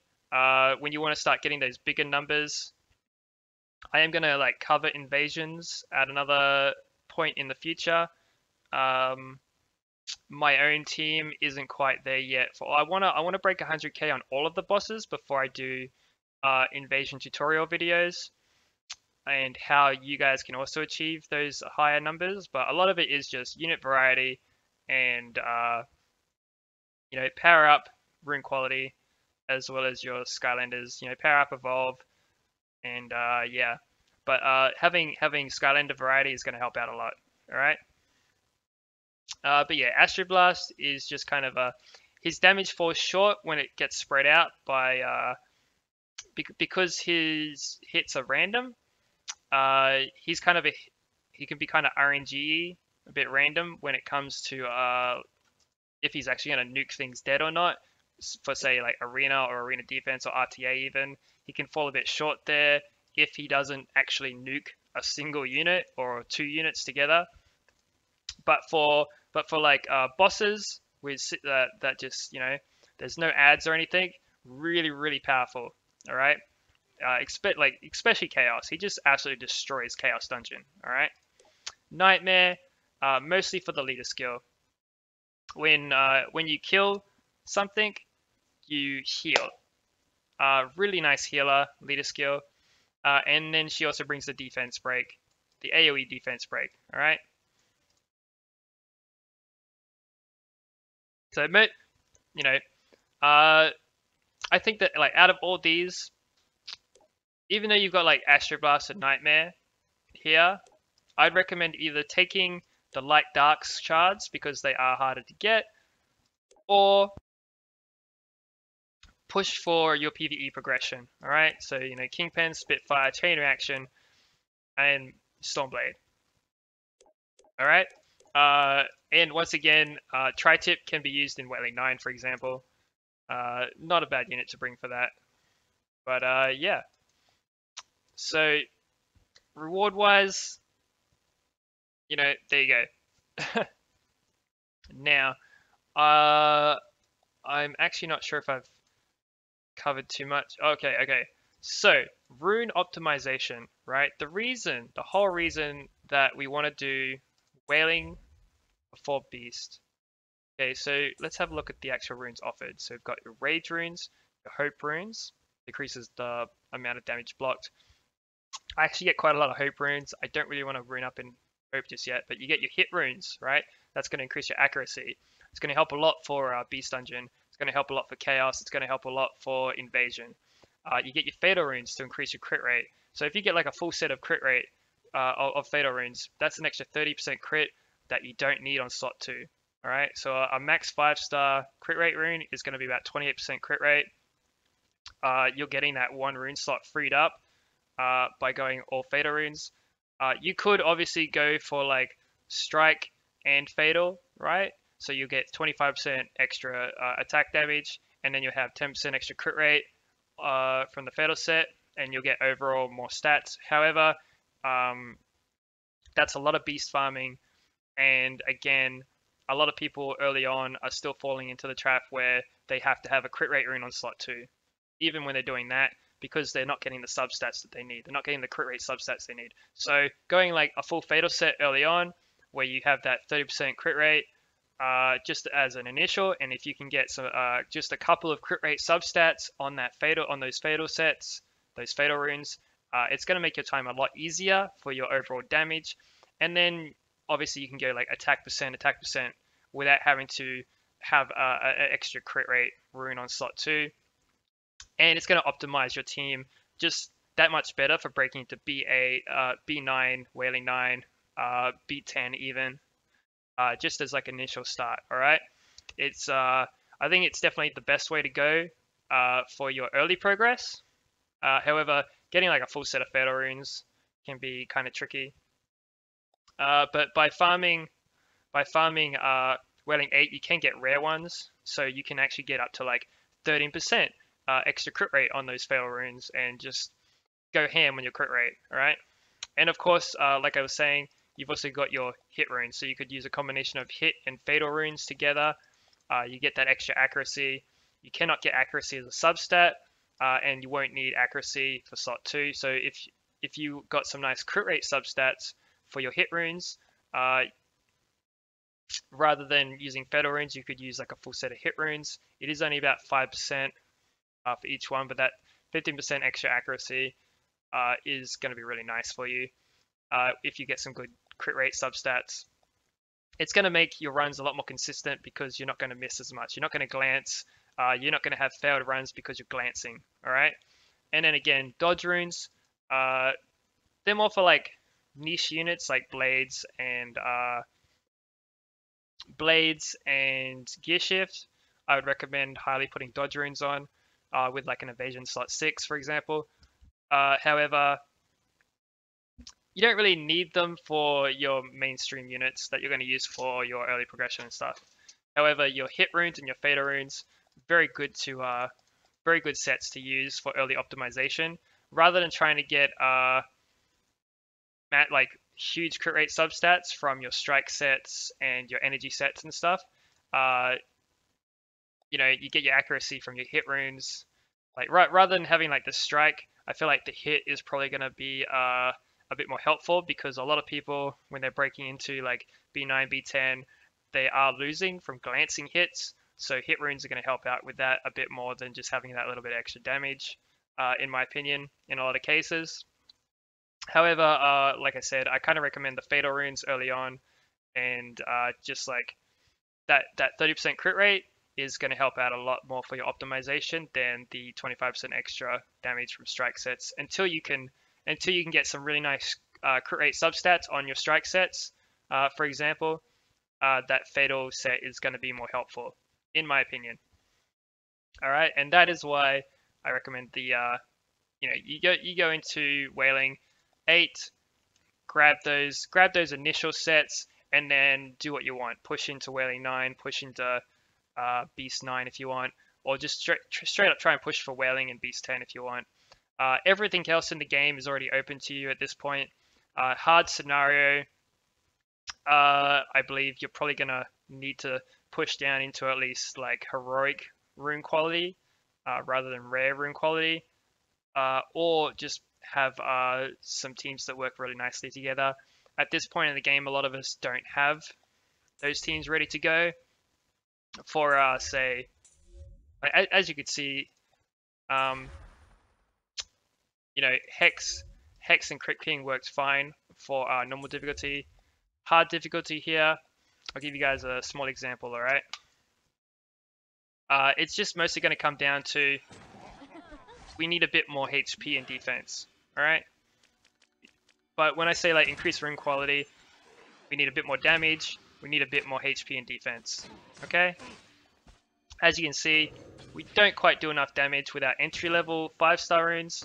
However, once we and like you saw how much damage we took just then, even though we've got 2 elemental advantages here against us, we are still doing some somewhat decent consistent damage.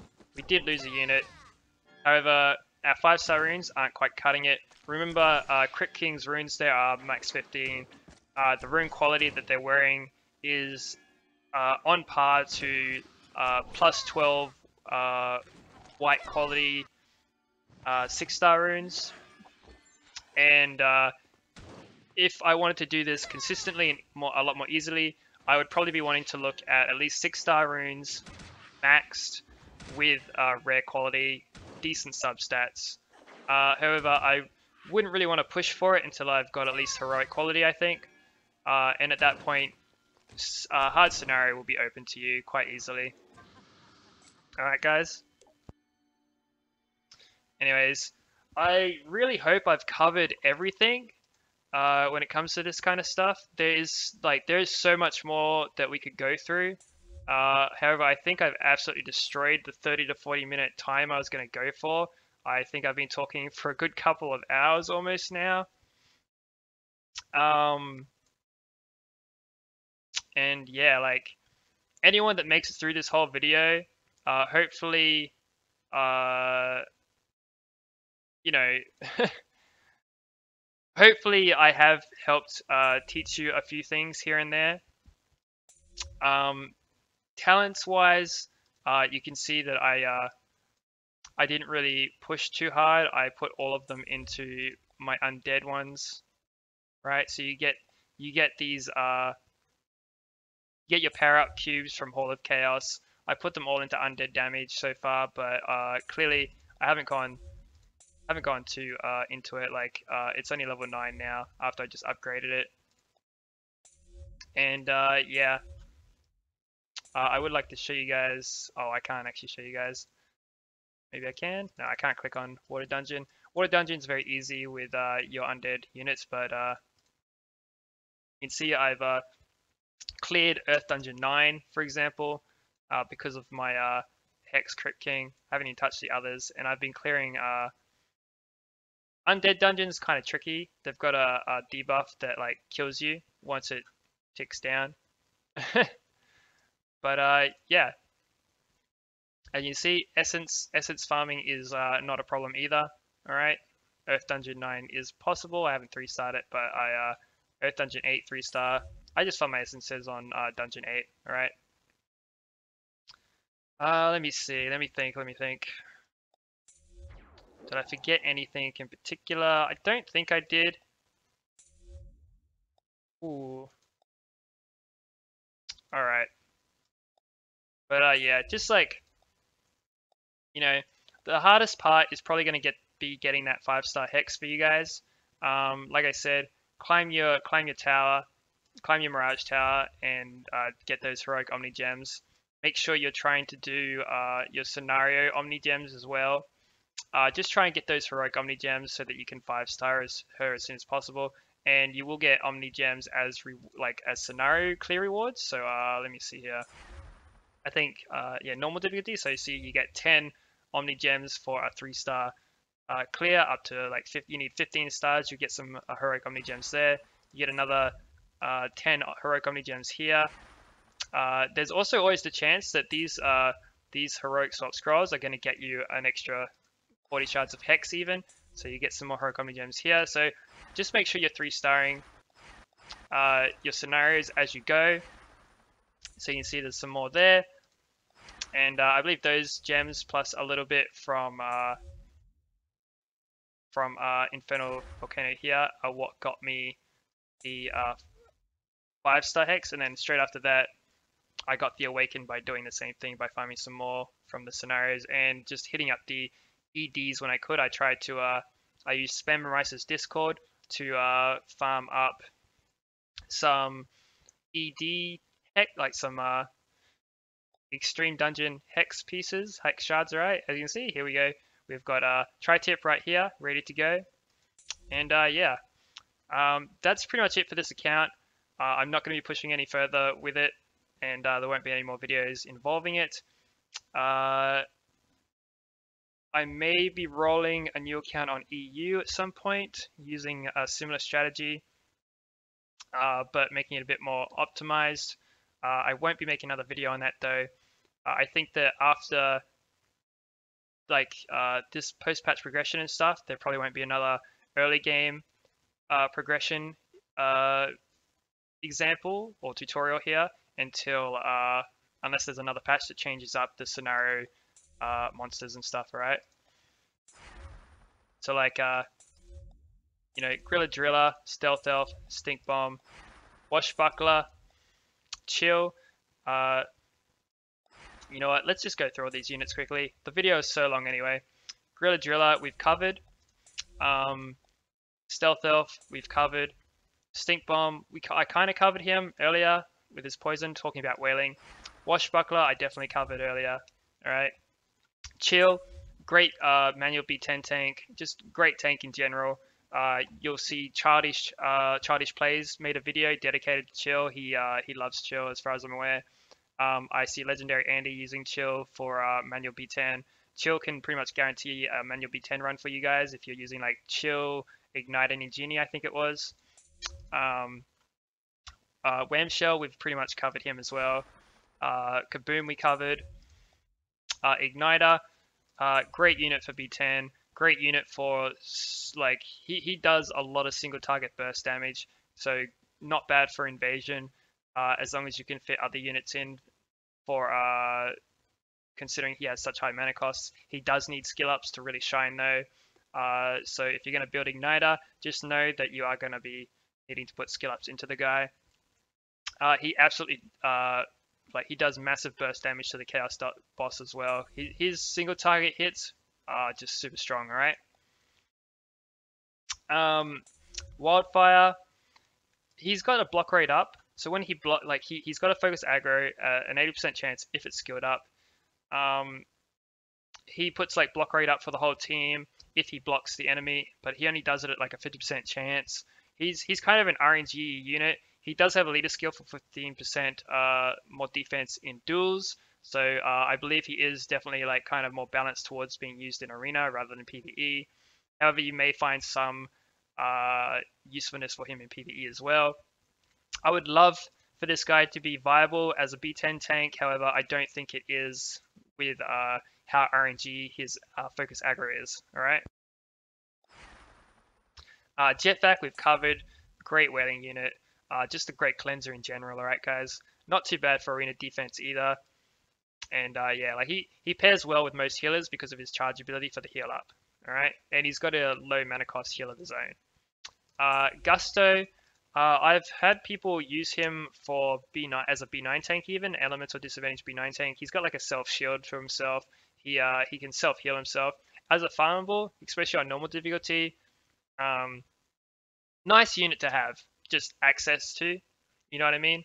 Obviously, can be used anywhere. Most tanks can be used, but apparently the guy is pretty tanky enough to the point that you can even use him on Beast 9. I believe he probably has some viability for Beast 10 as a tank as well. It's just a matter of like most people aren't saying let's go farm Gusto for it. All right. Whirlwind we've covered. Rocky Roll we kind of covered. You know, Rocky Roll is just one of those nice units that fits into a team. Low mana cost, gives attack up. All right. If you can be bothered building him. Flashwing we've covered. Flashwing's just a really nice healer. Barbella, we kind of covered Barbella. She does run into some issues where if you try and pair her with other units that require mana as well, she kind of hogs the mana bar. So like if you pair her with Flashwing, there can be kind of a fight between who gets to use the mana because she's got 2 4-mana skills. Flashwing's got 1 4-mana skill. That's 12 mana right there. Not even including your third unit, right? So, but you know, she brings that block rate up. She's got a low cooldown. She works quite well on arena defense lately. People have been building her damage. I feel like building her tanky, just she hits like nothing, right? You have to build her for attack. But she is kind of bruisery, so it works out to be kind of nice. She's kind of like a bruiser with focus aggro. She's going to take that damage off of your more squishy units, all right?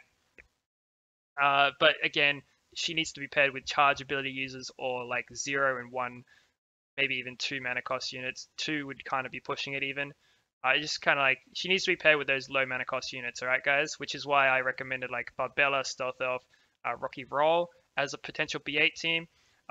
Barbella's going to bring that AoE damage or some AoE damage. She's not going to like AoE nuke like Hex, Crit King, or Kaboom Boomer can do, but she is going to do just enough to kind of help your other units quickly mow down the waves. All right. Now Gear Shift. Gear Shift is kind of an evasion tank. He can be built for a bit of extra damage, or it can be built to be full tank. Gear Shift is has like a wide range damage down activate, as well as a shield when he evades. Right. So he's great for invasion. He's great for well, he's not great for chaos because chaos's third phase puts horror on your team, which eliminates evade and block. All right. But great for arena defense. Great for invasion, and just like decent unit to have on the side there. All right, low mana cost, fits into most teams well, and yeah, just like invasion and arena defense. All right, RTA also super annoying. Just he's kind of super annoying. All right, some people tried to use him in B10 as well. I don't know if anyone's really tried for Wailing. I don't imagine he'd be very useful in Wailing because Wailing, again, very much about the diminished damage. All right. Boomer, we've covered Boomer. The guy can be used pretty much anywhere. All right. Like, so one of my other accounts was Kaboom Boomer. I went all in on Troll Smash and Kaboom's bombs. My Boomer can now solo B9 using Troll Smash and his attack up skill, which are both fully skilled up on my Boomer. And when pairing with Kaboom for arena offense, it's just so easy. They don't work too well together on auto, but when you're manualing things, it's pretty much a guaranteed clear in most cases. And of course, people often use Boomer just in a lot of places for his bombs and attack up because he's got a 2-turn attack up. Works out nicely. Chopper, invasion disruptor. Can do a bit of damage as well. However, it does cost a bit of mana, like 6 mana cost I think is pretty high for a Disrupt. And I think the cooldown was between 9 to 11 seconds or something. I might be wrong on that. That's just off the top of my head. Wouldn't really strongly recommend building him as your Disruptor. I kind of prefer Gilgrunt and Cinder myself. And now that we also have access to Cinder, I think like build Chopper on the side, and then give him a test in elemental disadvantage invasions, like for invasions where he has elemental advantage. Sorry, and you know, try that out. See how you like it. Try the other disruptors as well, and see how it goes for you. Spyro, we've kind of covered. He's just that kind of great unit for trying to help keep people alive from those strong single target hits. Ninjini, getting used often in B10 lately, has that chance to bonus hit, brings a crit rate buff for your team and a crit rate down on the enemy waves and bosses and enemy team if you use her for like RTA and arena. Just a like kind of low mana cost unit, fits into most teams well. She has a leader skill for extra crit damage, I think it was, in arena and RTA. So you know, she's a unit built kind of for RTA purposes, I get, like sorry, like you know, arena purposes, but she fits into a PvE team quite well. All right. She can also be used in invasion as well as chaos because again, single target hit. All right. Splat. A lot of people have been trying to build Splat for, or not a lot of people, but like there have been some people that have been building Splat for B10. I haven't seen the results of that yet. Her skill set shows a lot of potential for it. It does seem like she would be quite nice as you know, to help both for the damage on the boss and clearing the waves because she gets these bonus hits that can ignore defense, that can like spread out. All right, so she can hit. I think she can like attack like 2 targets at once in most cases. So I'm not sure how that would fare against the boss and its towers together. But if they all like, you know, if they both, if she hit the boss and then the bonus hit landed on the boss, I could see that doing a bit of damage. But I'll have to wait on the results for Splat. Overall, not a bad unit. She gets the mystery buff, which helps against debuffs on herself, which could potentially be useful in Wailing as well as like just arena in general. Roller Brawler, I can't actually remember her skill set off the top of my head. She can hit decently hard enough. She's just like she's one of those like somewhat decent undead units that work similar to, I'm not gonna say like similar to Stealth Elf specifically, but like you know what? Let's actually just check her skill set quickly. Let's check her skill set quickly. While we're covering her, we may as well, right? Because I think she had like a attack up or a crit rate up. Okay, so she's got a crit damage up on all allies for 1 turn if the enemy has explode. All right, so you could potentially pair her with one of the bombers, so like say Kaboom, and then she'll get crit damage up. You could have like a crit rate Kaboom, or she could potentially pair well with Igniter, who puts a bomb on the enemy, right? And then she could give crit damage up, and then Igniter goes in with his crits and just absolutely annihilates things. I think crit damage up is like 30% or something more crit damage, so it's quite a lot of like it's a quite large increase in damage up in damage. Sorry, and then crit rate up, active on herself, then attacks all enemies with a bonus hit. So crit rate up buffers Ninjini for 1. So who knows? Maybe Roller Brawler, guys. Roller Brawler, Igniter, Ninjini perhaps could be something to go for. Blast out a bit of light, purple light on all enemies, grants attack up for 1 turn to all allies. So she gives attack up, she gives crit damage up if the enemy has explode, and she gives crit rate up. She has a bonus hit if there's crit rate up on her. So this is 3 different skills, however. So you probably wouldn't use the crit rate up, right? because of the bonus hit, you'd probably go for the attack up and the crit damage up if you were to use her together with other units, right? And 70% chance to gain drain for herself when she crits. So I could definitely see her being used together in the B10 team, perhaps. Just a guaranteed attack up, and then the crit damage up on the units is gonna, like, that's gonna help a lot.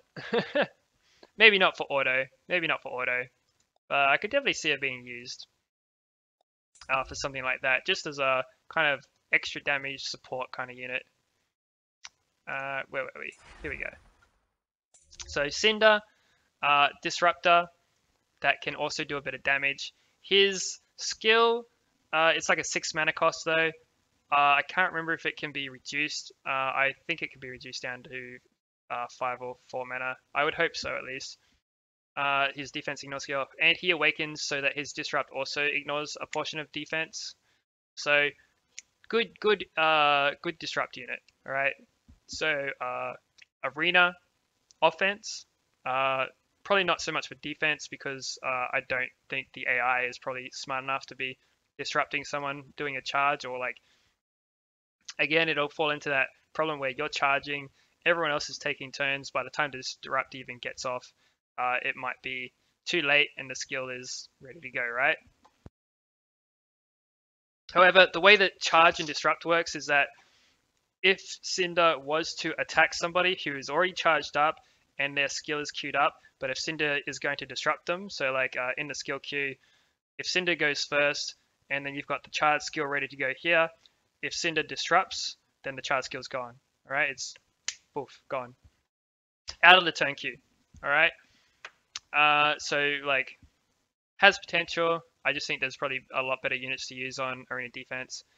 I have heard that Cinder's damage overall is a bit lackluster. However, I believe the reason for that is because one, like, disrupt itself is one, a disrupt, and while it does ignore defense, it is a 1 mana cost, 10-second cooldown. So they're obviously going to balance the skill out to not just absolutely shred everyone that it hits. All right. As for the other skill, I'm not sure how hard that hits. I would like to think that a 6 mana cost skill with defense ignore on it is going to hit pretty solidly. I have seen people posting images of a Cinder that like, it does work, especially for invasion. Like, she can put out a bit of damage in various places, and yeah, overall solid disruptor. And since we can't get Gilgrunt anymore in the earlier stages, oh, let me just double check. Who have they got there now, actually? Who have they got there yet? Because they've got Whamshell there instead now. That's what it was. Whamshell and Gilgrunt. I mean, Whamshell and Chill. So you can't... Cinder, nice, easy access. Gilgrunt, you'll have to summon from Wishstones. Crypt King, we've covered. Crypt King, really solid unit, just in general. The low mana cost diminished paired with the high mana cost diminished with Hex work really nice together. The low mana cost obviously doing less damage. It's got a 10-second cooldown though, so it can be used a little bit more often, and it can be used on the bombs, on bombs for example, so that you don't set them off with, say, Hex might accidentally set them off with her initial damage, versus Crypt King's lesser initial damage that isn't going to set them off just by using the diminish on them. In which case you can then wait for the diminish to lower the bomb's HP, and then boom, Bob's your uncle, right? And then obviously Hex with her stronger initial damage hit compared with the diminish. It's just a really nice combination to use, and I think that the devs planned it that way. Also, Crypt King gets horror on skill 1 if you skill him up a bit. So you actually have a unit here that if you put a little bit of investment for skill ups into, he would then put horror on bosses. They can no longer block and evade you. Just so you guys are aware. I think I could definitely see him being used for B10, because what is worse than having your Igniter or Ninjini get blocked, right? So you could see him using Diminish on the waves, right? And then when he gets to the boss, you open up with Horror, like, you know, you open up with your 2, I think it's the 2 mana skill, You open up with Horror on the boss. You follow up with Ninjini's crit rate buff. Or, sorry, maybe you open with Ninjini's crit rate buff, and then you Igniter on the actual boss, and just absolutely obliterate the boss, who now has Horror on him and can't dodge you or glance you, right? He can't block you, he can't glance you. And yeah, I don't know how it would work for auto, but he does fit very well into auto teams. I could definitely see Crypt King, Ninjini, Igniter. Even if you built Crypt King a bit more tanky, because he's not elemental advantage, because the diminished damage isn't really the necessary damage, since most Igniters that I see are gonna mostly one-shot the waves anyway, right? They're gonna mostly one-shot the unit waves, and they're gonna carry the B10 waves for a good portion of it anyway. I can definitely see like that little bit of extra diminished tick damage just helping out with the waves, and then when you actually do get to the boss, as soon as you get that Horror on the boss, Ignite is just going to go bam, dead boss, right? No glancing hits for you guys, all right? I could definitely see him kind of working into a team there, and he could work into other places for that as well, e.g. Chaos Dungeon and things like that, right? Definitely gonna, definitely helpful for Invasion and Chaos in those particular cases. Just that Horror debuff is going to help out a lot. Shadow Spitfire, I don't have much experience with. Alright, so we've got Shadow Spitfire and we've got Light Hex left to cover. Let's jump into the collection quickly to do that. Alright, so where is this guy? Here he is. The Shadow Spitfire, very similar to regular Spitfire, right? So he's got his endurance decreasing hit for his first skill, right? He's got crit damage up as a passive if the enemy gets knocked down. This attack here ignores 30% of the target's defense, right, at base. So 5 mana cost, 8-second cooldown. It does hit decently. And then if the enemy has defense up, deals a bonus hit, which ignores 50% of the defense. So if someone's got a defense up, Shadow Spitfire is going to kill you. However, again, 8-second cooldown, 5 mana cost. I can't remember if it skills up to a reduced mana cost or not, but still a decent hit. Still a decent skill. And then he's got the AoE attack down for 3 mana cost. So for wave clearing and everything, so he attacks all enemies and casts attack down on all of them. 1 mana cost endurance hit combined with the 3 mana cost AoE attack down, probably really great for PvE. And I believe all 3 of these skills could be very effective for PvP as well. All right. Depending on the little niche that you're trying to go for there. Now, as for Light Hex here, all right? Throw an Orb of Light at an enemy to inflict damage. 1 mana cost, 8-second cooldown. Probably not going to be the hardest hitting skill in the game. I haven't actually seen it in action yet, so I can't tell you guys just how hard it hits. But, I mean, she's going to fit decently into a team with that particular mana cost. However, right, so 2 mana cost, grants effect resistance up on all allies for 2 turns, does an AoE damage hit. So these 2 skills here are going to make her fit into a team very nicely as a low mana cost user. Her leader skill gives diminished immunity in adventures and challenges. So really nice unit for Wailing, alright? However, difficult to acquire. She is on 10-7 hard after all, alright? If you want to start farming her shards. But adventures and challenges, diminished immunity, definitely great for Wailing dungeons. However, you will be farming Wailing 8, potentially even Wailing 9, long before you get a viable Light Hex to use. You never know though, she might become a staple for Wailing 10 teams later on. And then Purification, 6 mana cost, 8-second cooldown, blinds an enemy with luminous energy and gains 80% chance to remove 1 buff. I am told that I believe it was one of these skills hits really hard. I think it was Purification. I was told that this skill hits really hard, comparable to a lot of other 6 mana cost nuke skills. So I haven't seen it used personally yet, but yeah. Also, once she's awakened, it disrupts. Alright, removes 1 buff with 80% chance, disrupts the target if the target is focusing. So like charging or has already charged, right? So it's 80% chance to remove a buff, 80% 80% chance to remove a buff, and disrupts. And I believe you can scale that up to be like 100% chance to remove a buff, alright? And yeah, let me think. Whew. I think I've covered pretty much every aspect of the game there. It's just something like when it comes to your invasion, well, let's give you a little example here. I did skip. I have actually missed a day or so. You can see I did like 162 damage. I did 5k the first day. I got like 37k on Luminous and the Ninja Boss guy on the days that they were there. So let's jump these guys in, shall we? Flashwing with Gulper, just to give you guys an example. So this is obviously a starter entry level team as well. These guys can be used on most of the bosses as just a starter entry level team. We're just going to kind of auto this. However, when you do your your invasions, I recommend go manual. All right, manual them. Remember, this skill, if skilled up, would have horror on it, so no glancing hits. All right, be help out quite a lot. Here comes the charge ability. We do not have a disruptor with this entry level team. However, as you can see, we are getting a decent amount of damage. Still have focus aggro there. She does hit very hard with her charge ability, which is why you want that disruptor. All right.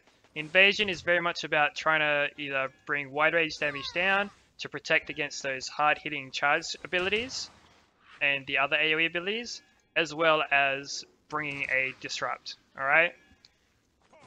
Elemental advantage is huge for invasion as well. All right. It's a bit of a worry that we okay, we're about to get nuked by the AoE, and that's game. All right.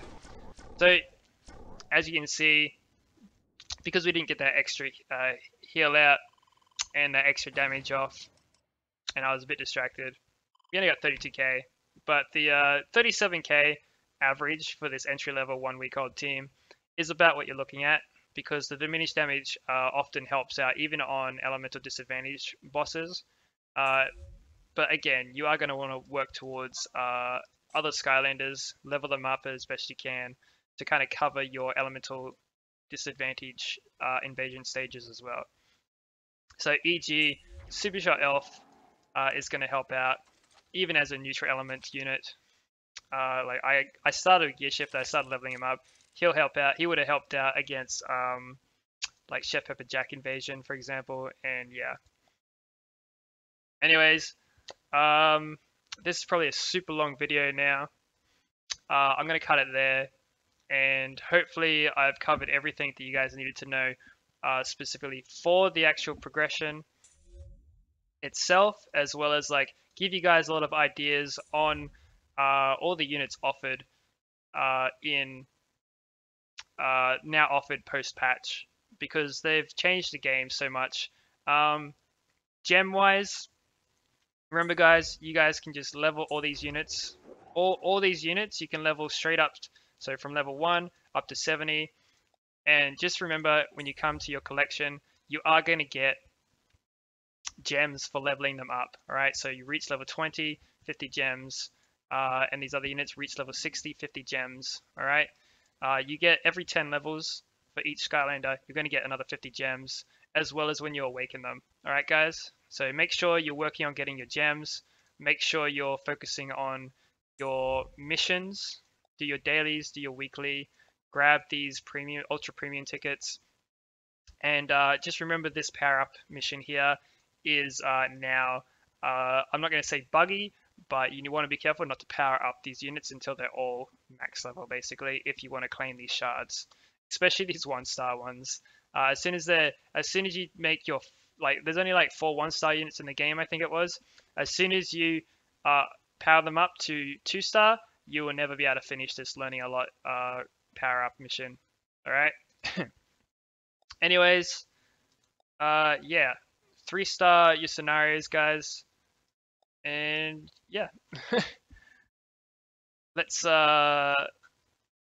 Oh my gosh. I just really hope I haven't forgotten anything specific, like, you know, I tell you what, these towers, guys, these collection towers, make sure you max your energy collector when you can, and your gold collectors, and your not that one, magic collector here, because you also obtain gems. All right, when you can. All right. This will guarantee you more extra gems over time, and this will guarantee you extra energy. You see I haven't leveled them just yet, but make sure you do that as well. All right. The gold will add up over the long run, and everything else as well.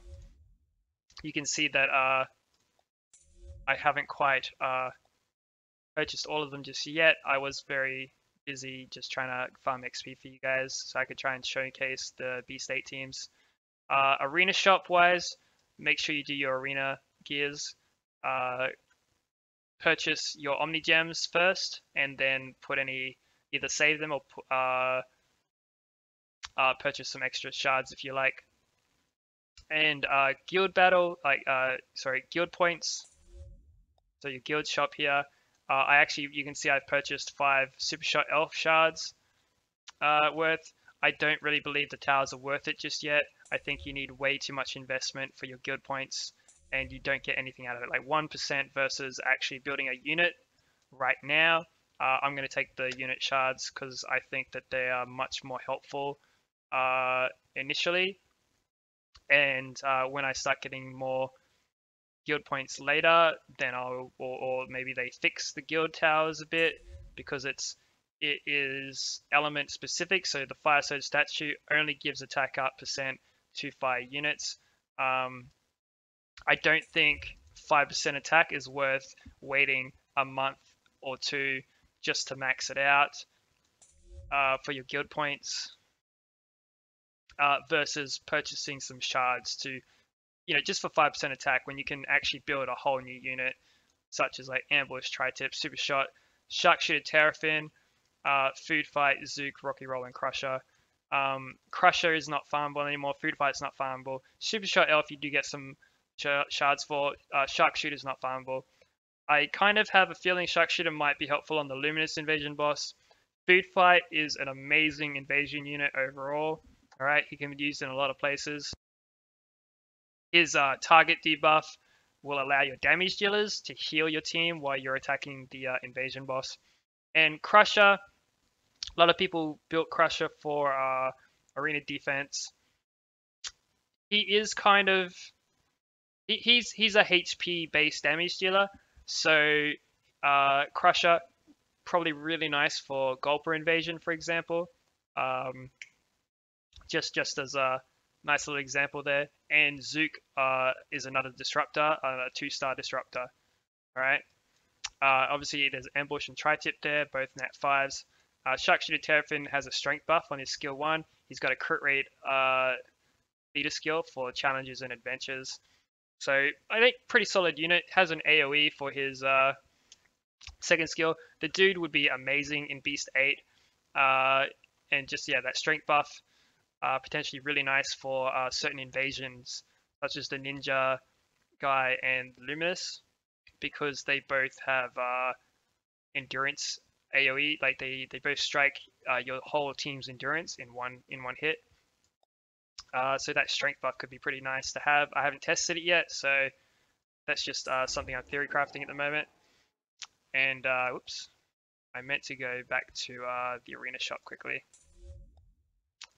Dino Rang, nice knockdown unit.